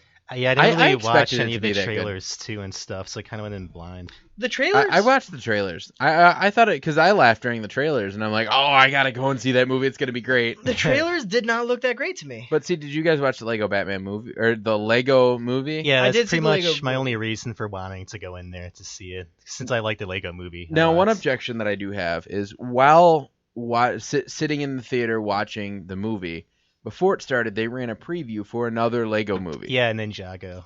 Now, that pisses me off. Here's why. Because that is pretty much an Asian version of the Lego movie. Also, it just looks like Lego Power Rangers. No, Yeah. it literally, like, if you look at the different characters, it literally looks like the entire cast of the Lego movie, Yeah. just with a little bit different hairdo, Especially Emmett. same roles, Yeah. Well, and just they made a connection between the two. doesn't, Well, I mean it's literally just the same It's supposed movie. to be based off of a cartoon as well. yeah, I never watched it. Doesn't Lego Ninjago actually already have a cartoon show? Yeah, but it's over now, I think. But I remember it used to be on back then. I guess the movie's based off of that. Yeah, but if you're making a Lego movie, you need to, when you make another one, you need to make sure, you don't cross too many lines or Like, Yeah. first of Too all, many- Especially like I'm not gonna watch the Ninjago show, yeah, first like, of all, I don't watch even know this anybody. movie next. I don't even know anybody who actually is into Ninjago. Like, I mean, they'd be better off doing like Well, I think they're doing it just because they have the license now to do all these characters. and it looked like a good movie, but because it's following the Lego movie and Batman now. and Batman, it looks like pretty much the same exact thing as the Lego movie. Just Pretty much saw some of the same jokes in that trailer too. well, and then you've got like, do you remember the character that Morgan Freeman played in the Lego movie? yeah, There's pretty much that exact same character yeah. in the Ninjago movie. I don't know, man. It just doesn't look good. Not I at all. think I'm not gonna watch it. I think the Ninjago movie is gonna do the worst out of all three of them. An update though on the thing we were talking about, the Eagles. Don Henley and Glenn Fry were the two original members all the way from the beginning.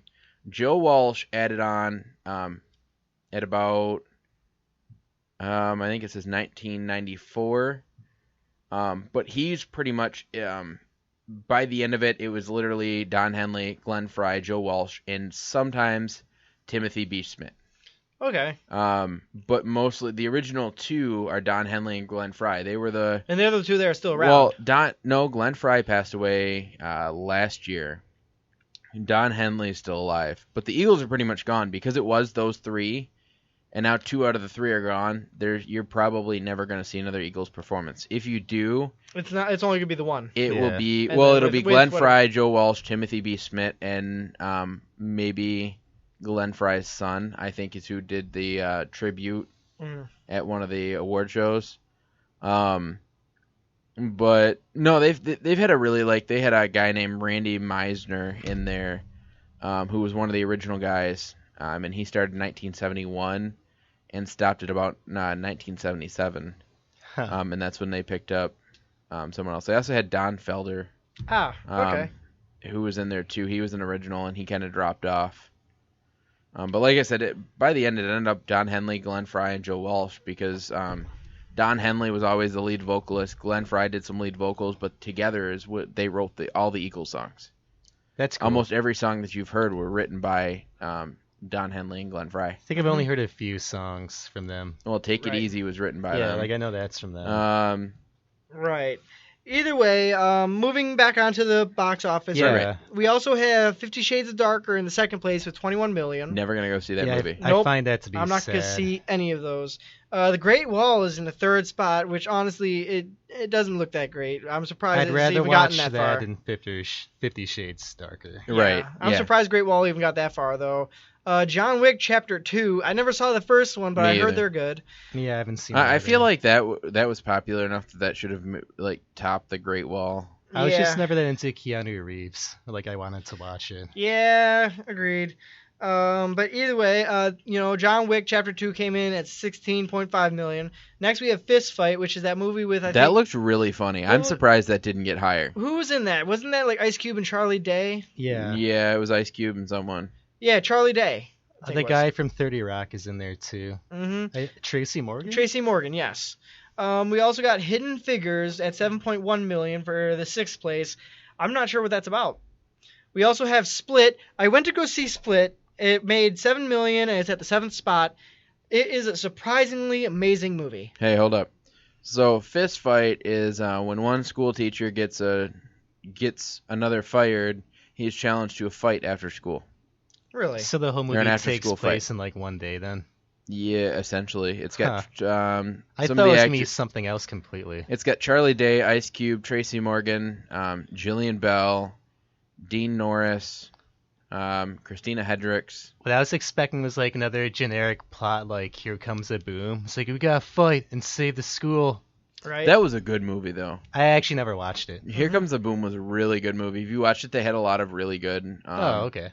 Kind of, you know how sometimes you'll get some of those like understory lines going on. Yeah. They had some of those going on, which enhanced the story a What's little that bit. guy's name again? Kevin James? Yes. I don't think he's a bad comedian. No, not at all. I mean, he played in King of Queens for Yeah, years. King of Queens was. He was really good. He played in Grown Ups 1, 2, and I think they're coming out with a third. They played in 1 and 2 for sure.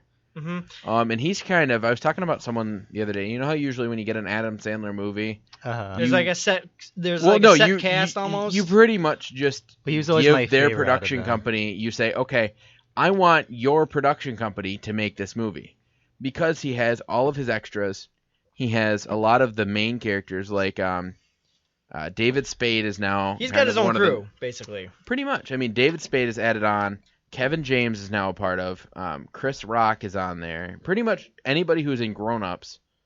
It's his crew. I think Kevin It's a James squad. was like always friends with them though. I just don't think he You got David got as Spade in there, too. famous as now. Yeah, you got David Spade. Yeah, I mean, in he there, was too. on King of Queens for years, and Yeah. that was a good show. And I think once he got out from under that, is kind of when he started making the movies because He's they probably did. stuck with that character for a Well, long well, time. no, because they did the movie. I Now Pronounce You Chuck and Larry. Oh, I yeah, think was that that's first right. movie after the King of Queens. Yeah, I think that was. I think David Spade's on that crew too. Yeah, he is. I just Which, said that. Yeah. I'm surprised you didn't mention that more because I did. I know you loved Then How he I was Met also Your Mother. Isn't he's he on also there? in that one movie where he talks to animals like Dr. Doolittle.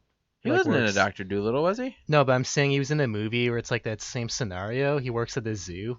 Like he can Zookeeper. talk. Yeah, zookeeper. He can talk to all the animals. He was also now. in Hitch too. Yeah, he was in I Hitch. forgot about that. He was. Yeah, Hitch was okay. I liked Hitch. Yeah, he was the. Hitch was a great movie. He was like the sad case guy who liked the pretty girl. Yeah. He was also in Everybody Loves Raymond for several episodes. Mm-hmm. Oh, I never noticed that. I haven't watched that show in forever. Oh, he played he in Everybody Loves Raymond. He played Doug Heffernan from. That was like one of the few sitcoms I could bear. Like Everyone Loves Raymond. I like that one. Right. No, that was really good. And let's see, what did he played in 50 First Dates. He was in Hitch. He was in Monster I don't House. think I remember him in 50 First Dates. He played a Probably- factory worker. Oh yeah, I was about to say it's probably like a secondary Yeah. character. He played Albert in Hitch. Yeah, I remember Albert. Officer Landers in Monster House. He played Otis the cow in Barnyard. Anybody remember Barnyard? No, Oh but my I remember God. Monster Who House. played that? though. Kevin James. Kevin James. Oh, I do my remember God. Barnyard. That's one Hey, Nickelodeon hold movie, up. right? So That thing's horrible. here's something funny. Doug, you remember how he played in King of Queens, Doug Heffernan? Yeah. I think that character came out of Everybody Loves Raymond because it says in like 1989 and 1999 he played that character on Everybody Loves Raymond, but the show didn't come out until like 2007, King of Huh. Queens. Well, that wouldn't be the first time they've done that with like shows before.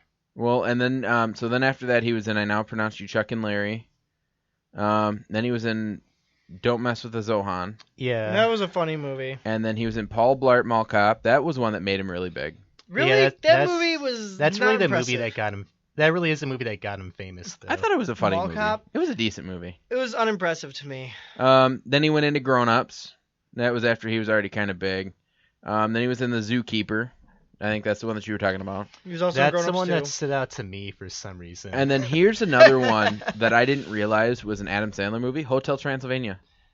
Really? yeah, Yep. I Kevin actually have James, seen that before. Kevin James Yeah. and all those were in Hotel Transylvania. I like that too, Hotel Transylvania. I thought it'd be bad, but I thought No, it was okay. really good. And they had two on Netflix, and I wanted to see one, so I bought it at Christmas time around I haven't like seen on the Black second Friday. one. I know they're making a third one. I have now. the second one. The second one was pretty good. Nice. Was the first one any Um, good? The first one was good. Yeah, I liked it. I was pleasantly surprised. Yeah, I think it actually did decent in theaters too. I think the Yeah, reason but I mean- why I liked it was because I can never pronounce his full name right, but it's Tartakovsky, the same guy that did stuff like Powerpuff Girls and Dexter's Well, Lab. Okay, so the cast of that has Adam Sandler, Andy Samberg, Selena Gomez, Kevin James, Fran Dorscher. You've got Steve Buscemi, Uh-huh. Molly Brzezinski or Buscemi? Buscemi. That's what it is. Yeah, that's it. Molly Shannon, David Spade, CeeLo Green, John Lovitz, Brian George. God, that's Literally, a lot. there's Chris Parnell was in there.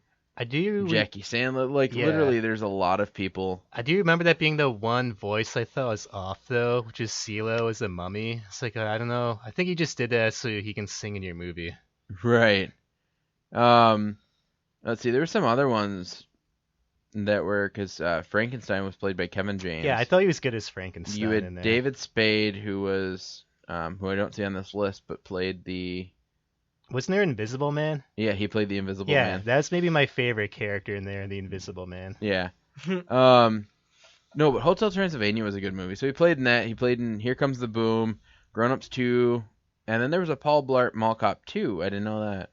I'd imagine there it is was a as. second one. I imagine it was even more unimpressive than the first And then he one. played in That's just an me. episode of Liv and Maddie, which is a Disney TV show.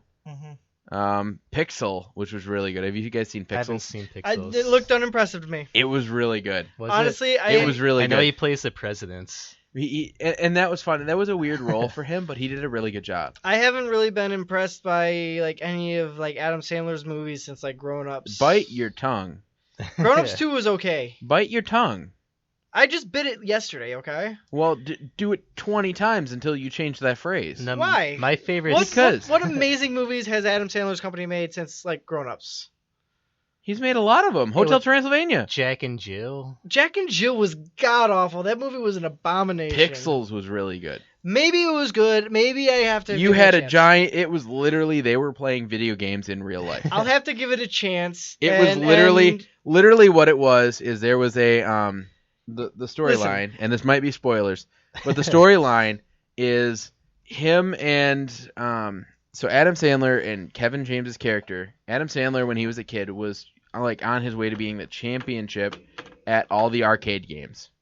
Mm-hmm. And he got beat by this kid, who it turns out later was cheating using hacks that were written on the inside of his glasses. But they I guess the prize winner got their game, which was being sent into space on like one of the things that they sent into space with a whole bunch the of aliens were cheating? No, the guy was cheating that beat the kid when he was younger. And so his version of, or his, like, him playing the game, a video of him playing the game got sent into space because that was the winners. You all got, like, because they were putting a whole bunch of this thing together, kind of like, these are the humans, this is what we do. So the aliens came back and literally made a lifelike a representation of it. Literally, it was in real life time. They had to like Pac-Man. They got in like Pac-Man colored and Donkey cars. Kong and all that. No, like Pac-Man, they had to get into colored cars, and they were like the I'm trying to think. They were the little ghosts. It sounds like these aliens were just messing with them. I think they're just called ghosts. Okay, they were the ghosts, but they were all the different colors. Yeah. So they were trying to race through, and they did the whole snake thing in the sky. It was literally just whole bunch of giant video games. And so they called the president, who was played by Kevin James, called on his best friend, who was the second place champion winner. Yeah, the first place guy was in jail, and literally, it's a really good movie. It sounds interesting. Anyway. Either way, I'll try and give it a chance at some point, and if it is actually good, I will openly apologize on the show. Well, yeah, Did I settle you? I've been wrong about movies before. Yeah. And I just trust whatever they say on the internet. Yep. So either way, moving back to the box office. Sorry, I was talking about Kevin James. Oh, he's very popular. Okay, he's got some huge. decent movies, I guess. Anyways. He's huge. He's huge. Anyways, I saw Split like last week, and it's actually a surprisingly good movie. It is a thriller, and it's supposedly a prequel to another movie. I don't remember what it was called, but it's actually a prequel, and it's actually good. It's about this guy. He's got like a interesting, weird type of split personality disorder, and he's got like 23 different personalities, leading into a 24th one, which is called the Beast. And it basically shows like how the movie interprets how mankind only accesses like 10% of their mind. If they can access more, they can do amazing things. It's something like that. So it's kind of like Limitless. Somewhat. Wasn't that Except that it's like this guy is a split personality psychotic. But it's actually really good. It's like I said, it's a little bit of a thriller, so if you're not into that kind of stuff, you might not like it. Yeah. But I was surprised by it. I didn't expect it to be that great, and it was actually really, really good. The next movie on this list, which we'll talk about again after the box office segment, is A Dog's Purpose, which has made... It was a good movie. It came in at really 5.6 million. It was a really, really good movie. We'll talk about it in a minute. It would have come in a lot higher without all that controversy. If TMZ hadn't released a dumb video, and then PETA hadn't put their nose in where it didn't belong. And it the was most trusted media ever, TMZ. I know, oh right? My God. Me and Jake were talking about this on the way here. TMZ needs to literally just Step go down. out. Can we bury them under their own dirt? Right? We need to, and we would have enough that we could. Yeah. Mm-hmm. Also, enough to make cement out of it too. There's so much dirt from TMZ that we could literally build a planet and have them in the core. Let's dump all the dirt on Mars. Then we can start colonizing. No. We'll just make our own planet and make the core of this planet the TMZ. We'll just bury them down there. Just bury them in the core. Burn them in the mantle. Then hell will exist. Right. Oh God, that would be. I think that's even worse than our actual interpretation of hell. Anyway, like a bunch of TMZ journalists in the center of the earth. What's much. Britney Spears up to? Right. Now, these next two movies on the list, I heard La La Land, which is at number 9, made 4.5 million. I heard it's really good. I'm not surprised that wasn't higher. I did not see it. Yeah, I don't even know what it's about. I didn't see it. It is about I want to see pianist and someone else that fall in love, and it's a love story. Yeah, it's a musical. It's from the same guy that directed Crap. He directed did a movie... Crap? No, he does not direct Crap. This last movie he made was really good. Damon Chell. Yeah, that's his name. But I can't remember the last movie. He did Whiplash. Yeah, that's it, Whiplash. and 10 Cloverfield Lane.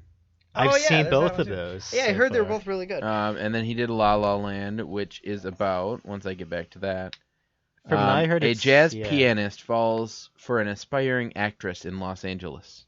Oh, Emma Stone. No Hollywood less. loves- Emma Stone was the only aspiring actress. You're gonna Oh, wow. fall for any lady. Right. I heard it was a and- colorful movie.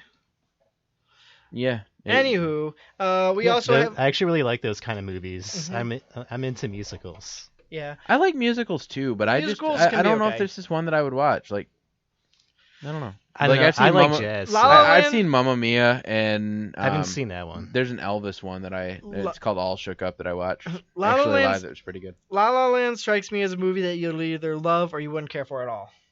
I think the reason it didn't make as much is because it doesn't, like, it hasn't been. I don't know. I don't feel like it's appealing to a lot of people. I heard the chemistry wasn't that strong between Emma Stone and Ryan Davis. Like they did I heard better that on too. their own. I in the heard that movie. too. You mean Ryan Gosling? Yeah, my bad. Yeah. Davis. Who's Ryan Davis? I have I don't no know. idea. Let's type that in IMDb. Ryan Davis. Let's see who that is. I don't know. Anyways, and the 10th spot was A Cure for Wellness, which raked in 42 million or 4.2 million.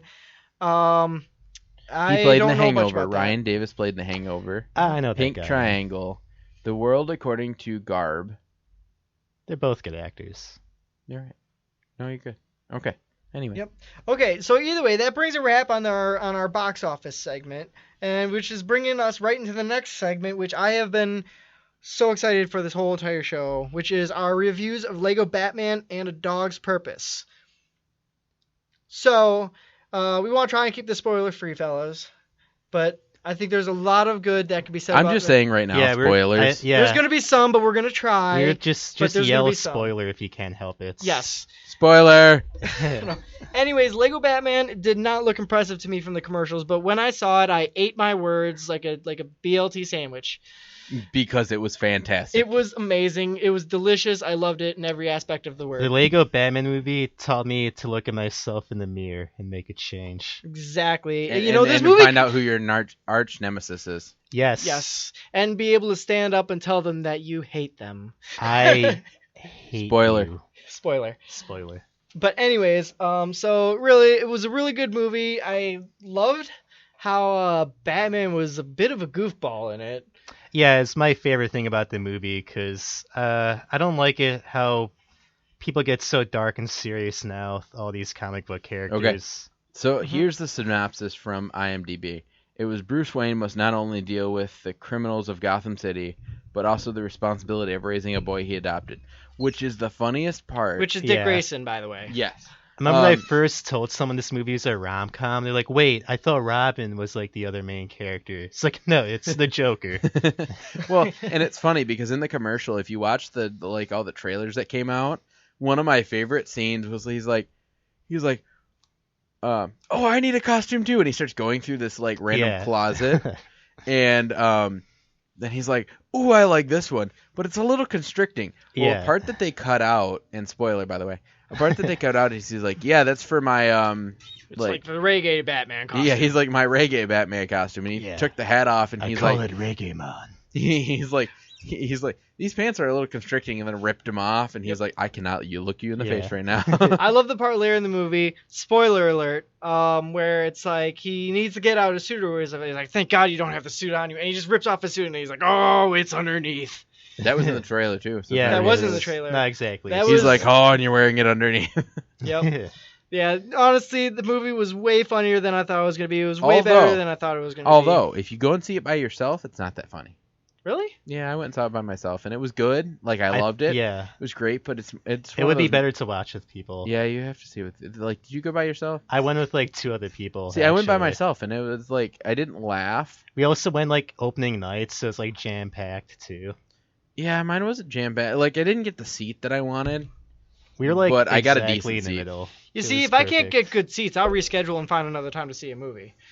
I've I'll watched do a that mo- too. I am Sometimes. all I've about watched- center seats. All I've- about center seats. I've watched them, or I've been to like a movie where I was literally like, you know how you've got like the front row that nobody Mhm. wants to sit Yeah, in. that's like my son. I was in there in the center, there. and like this, and I'm like Yeah, I remember. I felt like I was at the planetarium. I'm just looking straight up, and I'm like, It is like a planetarium. I'm like, the screen is so big, I don't know what's Could have going been worse. on. You could have been front row, far left, or far right. I remember something like that happened. I saw Hunchback as a kid too. Except I remember I got a child booster, but I still had like the biggest guy ever sit in front of me, so I could even like see the screen still. I watched this movie. Oh, in you 3 hate? days. I hate when that happens. Yeah, Yeah. You get like especially when like you're a little kid. you get like Andre the Giant sitting right in front of Oh you. my god, Yeah. for real though. But And then they're the loudest guy. They're like, oh, ha, ha, ha. And you're like, dude, Yeah. oh, man. One of the last movies I saw in theaters was Office Christmas Party. Was that Remember any good? there's this. Yeah, it was okay. But remember this lady I had to sit through. She's one of those people where she was like talking out loud, saying what's happening in the movie as I'm watching it right next to me. Like, let's say like one of the characters get in like a big argument or something. I'll just be sitting there, and like right next to me, I'll just hear like a, "That's bad." It's like really. Oh, that's great. But anyways, Lego Batman was amazing. I love the plot they had for it. How it was basically a rom-com about Batman and the Joker. They had all these great moments in it. One, spoiler alert, was when Joker's introducing all these villains that he brought from the shadow wherever. Phantom Zone. And The Phantom Zone. The Phantom Zone. Good thing you had me here. Yeah, and then like he's introducing all these villains, and then he's like, oh, and then here's all these space robot guys. Ask your nerd friends, and it was Dalek from Doctor Who. They were Daleks from the show Doctor Who, which Yeah. I literally that happened and I like geeked out. I'm like, oh my god! I know, I And then they geeked had- out a little bit too for you in spirit. And then they had like and again spoiler. Then they had Lord Voldemort from Harry They had Potter, Voldemort. and I'm like, oh my god, because the Harry Potter side Mhm. of me was just like went off, and I'm like, yes, best movie ever. They Yeah. also had, spoiler alert, Sauron from Lord of the Rings. That's when I geeked out the hardest, 'cause that was my thing. Lord That of the was- Rings. Was okay. Sauron was the big tower with the burning eye. I remember That's like what I thought it was. yeah, I remember I Okay. looked around and he showed up. It's like, oh no, Because I'm like, I've seen that before. Seat. Where have I seen that? And I was trying to look it up. I couldn't find it. Weren't there like dinosaurs as well from Jurassic Yeah, Park? that's another one of my favorite parts from the movie. I think it was supposed to be like Godzilla, actually. Oh yeah, there was like a Godzilla and yeah, a there was Donkey Kong. no, that was a Kraken from Clash of the Titans. Oh, is that what that was? okay. Yeah, the guy with the 4 arms. Yeah. He's from the original Clash Well, of the no, they had a Titans. dinosaur too. I thought. They had dinosaurs. They had dinosaurs, but it was only like T-Rexes and stuff. I think. I think they there were was raptors King too. I don't Kong. know. Oh, King Kong was there too. I don't think there was a Godzilla. The guy shot fire like Godzilla. Maybe it Yeah. was King Kong that I was thinking of. Yeah. By the way, I remember I laughed really hard at some of the parts when they showed the dinosaurs. Because remember how they made them like frat brothers in the Right. movie? Yeah. They're like fist bumping and stuff because they have Right. like tiny hands. So Mhm. you don't need him, Joker, bro. Yeah, that Yeah. was funny. I loved in the very beginning when Batman just talked about his abs. He's like, yeah, I got a 9th ab. Yeah. Just making fun of the Lego art. Yep. Right. Got an extra ab. Anyways, but yeah, no, really, really good movie. Made me eat my words. Have to say it. I'll admit it. Bane looked really weird though. Bane looked weird. I loved how they did the The voice, voice from was Dark good. Knight Returns. They're like kind of Yeah. making fun of it. No, that was really good though. That's Like one of my favorite lines is he goes like, "I feel warm and fuzzy inside." Pretty much. So yeah. Okay, and then here's Lego another spoiler that I've got. I just got to get off my chest. When Alfred dressed up in like the old like Yeah, like Batman outfit, the Adam West one. Adam West Batman. and then they I love that Batman too. well, and then he's like again spoilers, but he's going through. He's like, you've lived through thousands of years, yeah, and they're like, even the weird one, and then they played like a clip of an episode of Adam like West the- Batman, And he's like dancing. yeah, he danced a lot in Adam West Batman. Yeah. But I mean, and then they went through all Lego versions of, or they went through like all versions of Batman, but they were in Lego. The only one that wasn't was the Adam West clip of Batman, Mhm. and that was the best like moment. Literally, okay, that's when I laughed. I laughed at that a little bit. Speaking of Adam West Batman, they did another homage to that too, the shark repellent. That's actually from the '60s Batman. Like, there's a scene where like a rubber shark is attacking his leg, and he has shark repellents. Batman sprays it, and I'm not kidding. As soon as it falls off and hits the ocean, the shark explodes. Well, and Oh, then there was that's a And they there even was say that in the movie, and they use it. It's like, whoa, it actually works. so there was another moment that I geeked out. And That's again, funny. spoiler alert. It's he's in the Fortress of Solitude. That was Superman's thing. Oh right? yeah, Yeah. that was And great. they were like, the Justice League was partying because they were celebrating like an anniversary of the Justice League. Uh-huh. But it wasn't like the new Justice League that's coming out. It was the Like the original, yeah. cartoon It's Justice what League. I want in a Yeah, it had, Justice like, League movie, Martian but I want. Manhunter. Yeah, they had. and Well, Flash. that's when I freaked out. It's like I saw the Martian Manhunter Lego. I'm like, oh my god! I don't think I Martian saw. I Dance don't think I saw Aquaman in there either, Aaron. Was he in there? No, he wasn't, Look because at that, that's like Aquaman your is favorite not version of the part Justice- of the Justice League. Not Yep. He's not a real originally. hero. Yeah. I like And Green Lantern more, anyways. Green Lantern was in there too. Only they had the Hal Jordan in there, didn't they? Not the John. Yeah, they had the Hal Jordan in Yeah, it's there, Hal which kind of screwed it up a little bit. But either way, it is. Because Yeah, they had the it Martian does. Manhunter from the original. But the Or from the original animated. Green Lantern was the guy. He's like weak to wood, like the original Green Lantern. His powers don't work around wood. Was it really? Yeah, It's kind of like the Doctor. yeah, it's Yep. strange. Either way, yeah, though, really funny though. That was great. I think though, we should probably move into this next movie. What do you guys think? I'm good with that. All right, so the next movie we're reviewing is A Dog's Purpose. I Jake, balled. I balled. First of all, I told Jake about this on the way here. I cried like a little baby. Yeah, I've Like been I bawled had like myself. hyperventilating, like I wasn't that bad, but I'm literally sitting there and I'm like, I'm not gonna cry. I'm not gonna cry. I'm not. I don't know. I'm like, ugh. Like I like that at Inside Out. Yep. Well, Dog's Purpose, let me put it this way. If you're a dog owner and you go to see Dog's Purpose, you are going to experience Bring the massive tissues. feels. Massive feels, let me tell you. Bring the tissues. Because let me put it this way. This movie, semi-spoiler, revolves around the idea... It doesn't revolve, but... Well, this isn't a spoiler. It's about the... Hey, hold up. It revolves So around... it is hang on, let me finish. I was gonna read the It revolves around the idea of reincarnation. Kind of. Actually, that's exactly what it revolves Only around. dogs get reincarnated. Yes. though. So Only what dogs it is, do. yeah. So what it is the synopsis again from IMDb, because they are God when it comes to movies or movie information. Mhm. A dog looks to discover his purpose in life over a course of several lifetimes and owners. Now, here's the thing that I was actually surprised about and made me happy. So there was a little short clip, again, spoiler. So there was a little short clip in the beginning of like the very first puppy that he was. Mm-hmm. Didn't make it very far. And then you get to like the massive chunk of the story when he's a golden retriever. Mm-hmm. And so you get through like this massive point in the story, and then at the end of that life is when it gets really, really, really emotional. Because you've gone through at this point over half the movie with this dog and this boy and his owner, and you've seen, how his, this little boy's family has kind of evolved and how it's turned him into the person that he is. And he's in college when the dog passes away. Now, here's the point when I got scared. Yeah. Because my girlfriend has had, when she first got into college, I think it was her freshman or sophomore year, her dog went in for some routine surgery, and her parents were supposed to call her when she got out. Well, her dog died on the table. Oh, jeez. And she never got to say goodbye. So I thought that, and again, spoiler, that I would like, because it kind of made it look like he wasn't going to be able to make it back from school, because it showed his grandpa on the phone, and it didn't look like he was going to be able to make it. And then all of a sudden he did, which made me very happy because my girlfriend would have been in worse shape than she already was. Mm-hmm. But it was still really long, and it was kind of like how have you seen the movie Marley and Me? Yes, I have. Okay, you know how that scene was like everybody complains that it was drawn out too much. You mean like the very ending scene? The scene when like Marley Yeah, Marley like dies. Owen Wilson's talking to him. Yeah, like that I very thought that long scene was like perfect. Well, everybody was like it was so long because I was crying for like 10 minutes. It's kind of the point. Well, yeah. Just a little But bit. this one was a little bit shorter, so it made it kind of a little bit more bearable.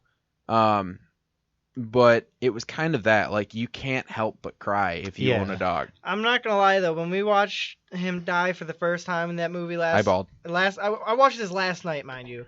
I bawled. And oh my god, me and my girlfriend, both of us, like, first of all, I've never even seen her cry in a movie. I'm the guy who cries in the movies. I never cried. And I try not to. And she's the one that doesn't really cry. This is the first time I've ever actually seen her cry for a movie. I'm like, if there's one thing that gets me, it's movies.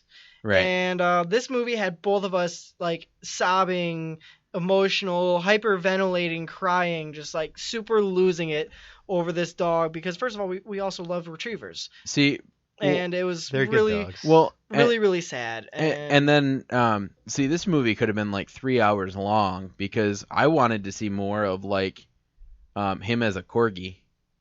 Like they skipped over half of that, and they skipped over like half of his life as a German Shepherd. Which honestly, the German Shepherd was a really good one too. It was a and really good one. That one was really hard to watch end as well. That one was hard, but I didn't cry. I like did. I was about to. I got a little bit like I cried. something in my eye. I cried for every dog in that movie. And I own a German Shepherd. Even the last one, like at the happy ending, it was tears of joy. I cried for every dog in that movie. And I'm not talking crying. I'm talking like bawling. Well, it got a little easier every time. Well, in the but corgi, man, it was the corgi one was kind of, and spoiler alert, the corgi one was kind of like he laid down, and then I'm ready. like there was this like thing that they did in between lives. It was like it Like- almost kind of looked like the thing that Windows Media Player used to use when you played music. Yeah, I remember that. Yeah, it was kind of something like that where it was like, and then it would just Like a colorful wake up as another fade. puppy. Yeah, it was like a colorful fade, like a rainbow, colorful, twisted, wavy. And then the wave part of that almost got me colors. crying at the end was when because the voiceover was done by Josh Gad, who played well, he played all the dogs because it was all the same spirit of the dog. Same soul. But he also played Olaf in Frozen. Really? It was the Oh. same Oh, voice that actor. guy? I forget Mhm. his name. I didn't know that. It's Josh Gad. He was in the Pixels movie too. Josh oh, yeah, my Gad. bad. I missed that. Oh, I did not know that. Yeah, he was in the Pixels movie. No, but he did a really good job as the voices. But what really got me is at the end is, and I'm not going to tell you what he said, but at the end he revealed, what the dog had learned his purpose was, and I almost bawled. Literally, like, Oh my God, dude. that voiceover, I almost bawled again because it was such a beautiful ending. Dude, I'm What's just the thinking about it purpose right of the now. I'm just thinking about it right now, and I'm about to tear up again, man. Come on. I don't remember. I need to look it up. But it was just a few lines of like, this is what my purpose is, and it pretty much stated what a dog does. Exactly. I know. He's crying over here. I am. I'm like tearing up. Man. I just watched this movie last night. You're bringing it all back as a fresh image, man. I know what I find to be kind of funny and just hearing the concept of this movie is it makes me beg the question is this is how it goes for dogs, and is it just anyone that ever dies they just reincarnated as the same animal again and again? I don't know. That would suck for So worms. I was about to say every time a worm dies, it's like, oh god, really? Worm again? And if it's also like every animal is the same narrator, it's like, really? I think what it was is, I think that kind of the thing behind the story, because the last dog didn't die, it was kind of like a happy ending at that point. Mhm. Oh, okay. Like it So was basically like the owner and his girlfriend who split up, like, and the dog. They all Spoiler. yeah, spoiler. They all came back together again as a family, and it was beautiful, and it was like, it was happy. No, but it was. I'm trying to think. I'm Anyways, trying to find what the ending line was because it was a really. Was that a book? I don't know, but either way though. No, I just- really pulled it up and it said it was like a book. I just have to say though, as a dog owner, this movie was really emotional to watch. And altogether, I think this is probably the most difficult, the hardest movie I've ever had to watch. It was so tear jerking. I don't see how any decent human being could go through this movie without crying. I just have to throw that out there. No, it was a really good. You're it really giving me a challenge here, Mark. It was really good. You should go and watch it and tell us if you cry. It was a really, really good movie, but it was also very difficult to watch, especially for anyone who owns a dog or has ever owned a dog or had to say goodbye. It's tough. Yeah, it's And- never fun. And Jake, you were even telling me, like, anytime that you ever think about the day that you have to, say goodbye to your dog, Yeah, you're just like, only you're just got like, my nope, fruit. no, Yeah. don't want to think about that. I used to have a cat for the longest time. Then we only got our first dog. And I already think I'm a dog person I more think than most a cat people, person. I think most people And who yeah, have like, experienced both end up as a dog person. Yeah, and like, yeah, there's every now and then like I'll have like that thought pop up in my head, like, he's not gonna live forever. So yeah, he is. Yeah, he is. Just stop with that. Just- Don't even say anything. Yeah, he's like Jake the dog. Right. yeah, pretty much. But really, Or Crypto. Yeah, that'd be There we even go. better. Crypto the super dog. that'd be awesome. Crypto. Oh my God, that moment when Crypto the Super Dog was the DJ for the Justice League and Lego Yeah, Batman. that's pretty. You mean Spoiler. I think they called him something else in there. I think they called him DJ Wolf or something. Yeah. I don't know, but that was funny. But anyways, back to Dog's Purpose.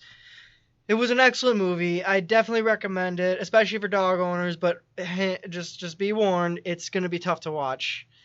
And I don't know if I'll ever be able to watch it again because it was so difficult. But I think I'd be able to watch it again. But I think I want to at the same time. So we'll see. I'm not sure. We'll see. But you definitely have to see it at least once. You should. It's a good one. It's a hard one. I definitely wasn't expecting to hear this about the movie. It definitely makes me want to watch it. Mm-hmm. It was a really good movie. It was really well done. Mm-hmm. It did not deserve the controversy it got. Yeah, I know. I already know about how that video was taken out of context now. Mm-hmm. Like, it was actually like, they weren't actually like dunking the dog, right? No. Nothing like that. It was wildly blown out of perspective. Like, I think what I heard was... I remember too. It was like all these videos were between takes, right? But the way they edited it, it was all put together now.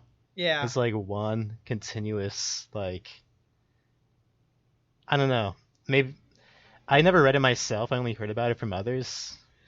Yeah. Well, here's the thing. You can tell, like, when you're watching the movie too. It's like, oh, this is getting to the part where there was controversy. Yeah, like, I'm you could sure. tell when it was coming. It's the Niagara Falls scene. Kinda. It wasn't even Niagara Falls. If you looked at it, it was like a dam. Oh, really? Okay. Yeah. Yeah, it was like I know they filmed filmed like a at dam. Niagara Falls, though, right? No, they they filmed didn't. it in a pool with outboard motors. Maybe I'm thinking of a different movie then. The controversy was the dog that they had. His name was Hercules. He was a German Shepherd, and which is funny because in the movie his character was a girl. But it was a German Shepherd, and in the movie, spoilers, he was a police dog, and he was jumping in to save a girl that was thrown into these raging waters. Yeah. Well, the video was of the trainer trying to introduce the dog to a new side of the pool. He had already done this stunt before. They were trying to introduce him into the new pool. Well, the stunt was actually not him jumping in, but him swimming around in the water. Okay? And then, so they cut together a portion of this, him like dipping the feet in of this dog and then dipping the butt in. Yeah. And then they cut, like it was a black cut, to what looked like something in the water. You couldn't even tell whether it was dog or anything else. In the water, then you hear it cut and everybody rushes to it like something was going on. Yeah. Okay? Mind you, there were scuba divers underneath the water. Okay. Okay? Just in case anything happened to the dog. And then it showed a scene from the movie of the dog jumping in. Well, the dog jumping in scene was CGI. Oh, okay then. You know what? Looking back, the dog jumping in scene, you could actually, If you really, really, really look at it, you can actually kind of tell. If you look it up, it tells you it was like the scene that was used from the movie is a CGI. So they just had like someone in like a green suit jump into the water and just like put a dog over them? I don't exactly know how they did it. They probably had the dog jump on it, like off of something onto the ground just from like a green screen. Pillow or something. Yeah. And then they put water behind that. Yeah, that'd make more sense. Yeah. But either way, you could kind of tell when it was coming up to that scene, and overall, like, you couldn't really tell too much of a difference. It was good still. So this Yeah. movie was originally a book. I did find that out. And I found a website for the 10 of the best quotes from A Dog's Purpose. Should we say spoilers for this one or nah? I don't know. This is from the book. This is from the book. Well, no, this is from the book and the movie are the same thing. Okay. So what are some of these quotes then? Well, let me Quote 1, we're going to the moon. No, the Oh my first God. quote was dogs have important jobs, like barking at doorbells, barking when the doorbell rings, but cats have no function in a house whatsoever. Kind of. Let me read this quote. I'm going to read Just it. read the really good ones, yeah. Well, I'm trying to figure out if this is the end. No, wasn't even. These are from the book, though. It shows the movie cover, but it is from the book. Okay, then. God, that'd be such a hard book to read, man. It was a hard movie to watch. Yeah, but it was so good. Yeah, there's actually only one book I cried at so far that I ever read. It was Persepolis. So, I don't know. That could maybe make me cry, too. I'm just trying to, like, this is really bugging me because I remember the last couple words of the movie were really good and really, like, kind of expiring, And you're and looking- I can't find them. And yeah, well, I mean, I'm trying to remember. I don't know. I felt like it was like a dog's purpose is to spoiler. I don't remember, man. He's got to sniff as many butts as he can. He's got to bury as many bones as he can. Pee on as many fire hydrants as you can. Get as many scraps of food from the table as you can. He's got to save Muriel from all those monsters too. Yeah, that too. That was funny. That was good. Yep. But either anyway, way- if I find it, I'll post it on the Topic Talks Yep, Facebook page. Either way, yeah, it was a really, really good movie. I definitely recommend, especially to dog owners, and it's also very difficult to watch. So just be ready, bring the tissues. And then very quickly, I wanted to add just the very last thing. Mm-hmm. So something new about the Fate of the Furious was released. AKA Fast and Furious 8, as it should be called. I haven't seen any of them. And, well, I have them all, so we can have a movie marathon. But, and tell me if you think this is outrageous too, that movie is going to be 3 hours long. I've seen longer movies still, believe it or not. You mean like Transformers: Age of Extinction? But Oh, God, I mean, don't remind me of that. real quick, Mark, do you think it's too long of a movie? I don't know, man. It depends on if it's like being dragged out, I guess. Okay. And, Do you think it's too long of a movie? Not really. Not really? I have like the As I have long like as the it's- same stance towards books. As long as I enjoy the story, I don't care how long it is. Exactly. Okay. Well, Run through the plot real quick, and then we'll finish this. the plot is is everything seems to be fine, and Dom gets flipped somehow to start committing crimes again, and he's working against his entire team, not including what's his face's old character All right. who retired. All right. Anyway, so why don't Isn't that the movie that the one actor used to be in until he passed away? no Or is that no the that other was one? the other one. Are you talking about Paul Because Walker? they CGI'd, Yeah, Paul Walker. They CGI'd the rest of Paul Walker, and then they had him retire at the end of the movie. They wrote him out of the movie Okay then. after that happened. Anyway, so leave your comments and stuff below. Do you think 3 hours for the new Fast and the Furious movie is too long?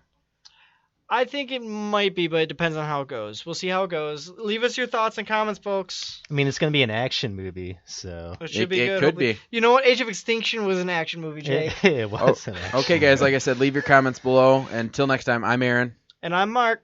Jacob. and signing off.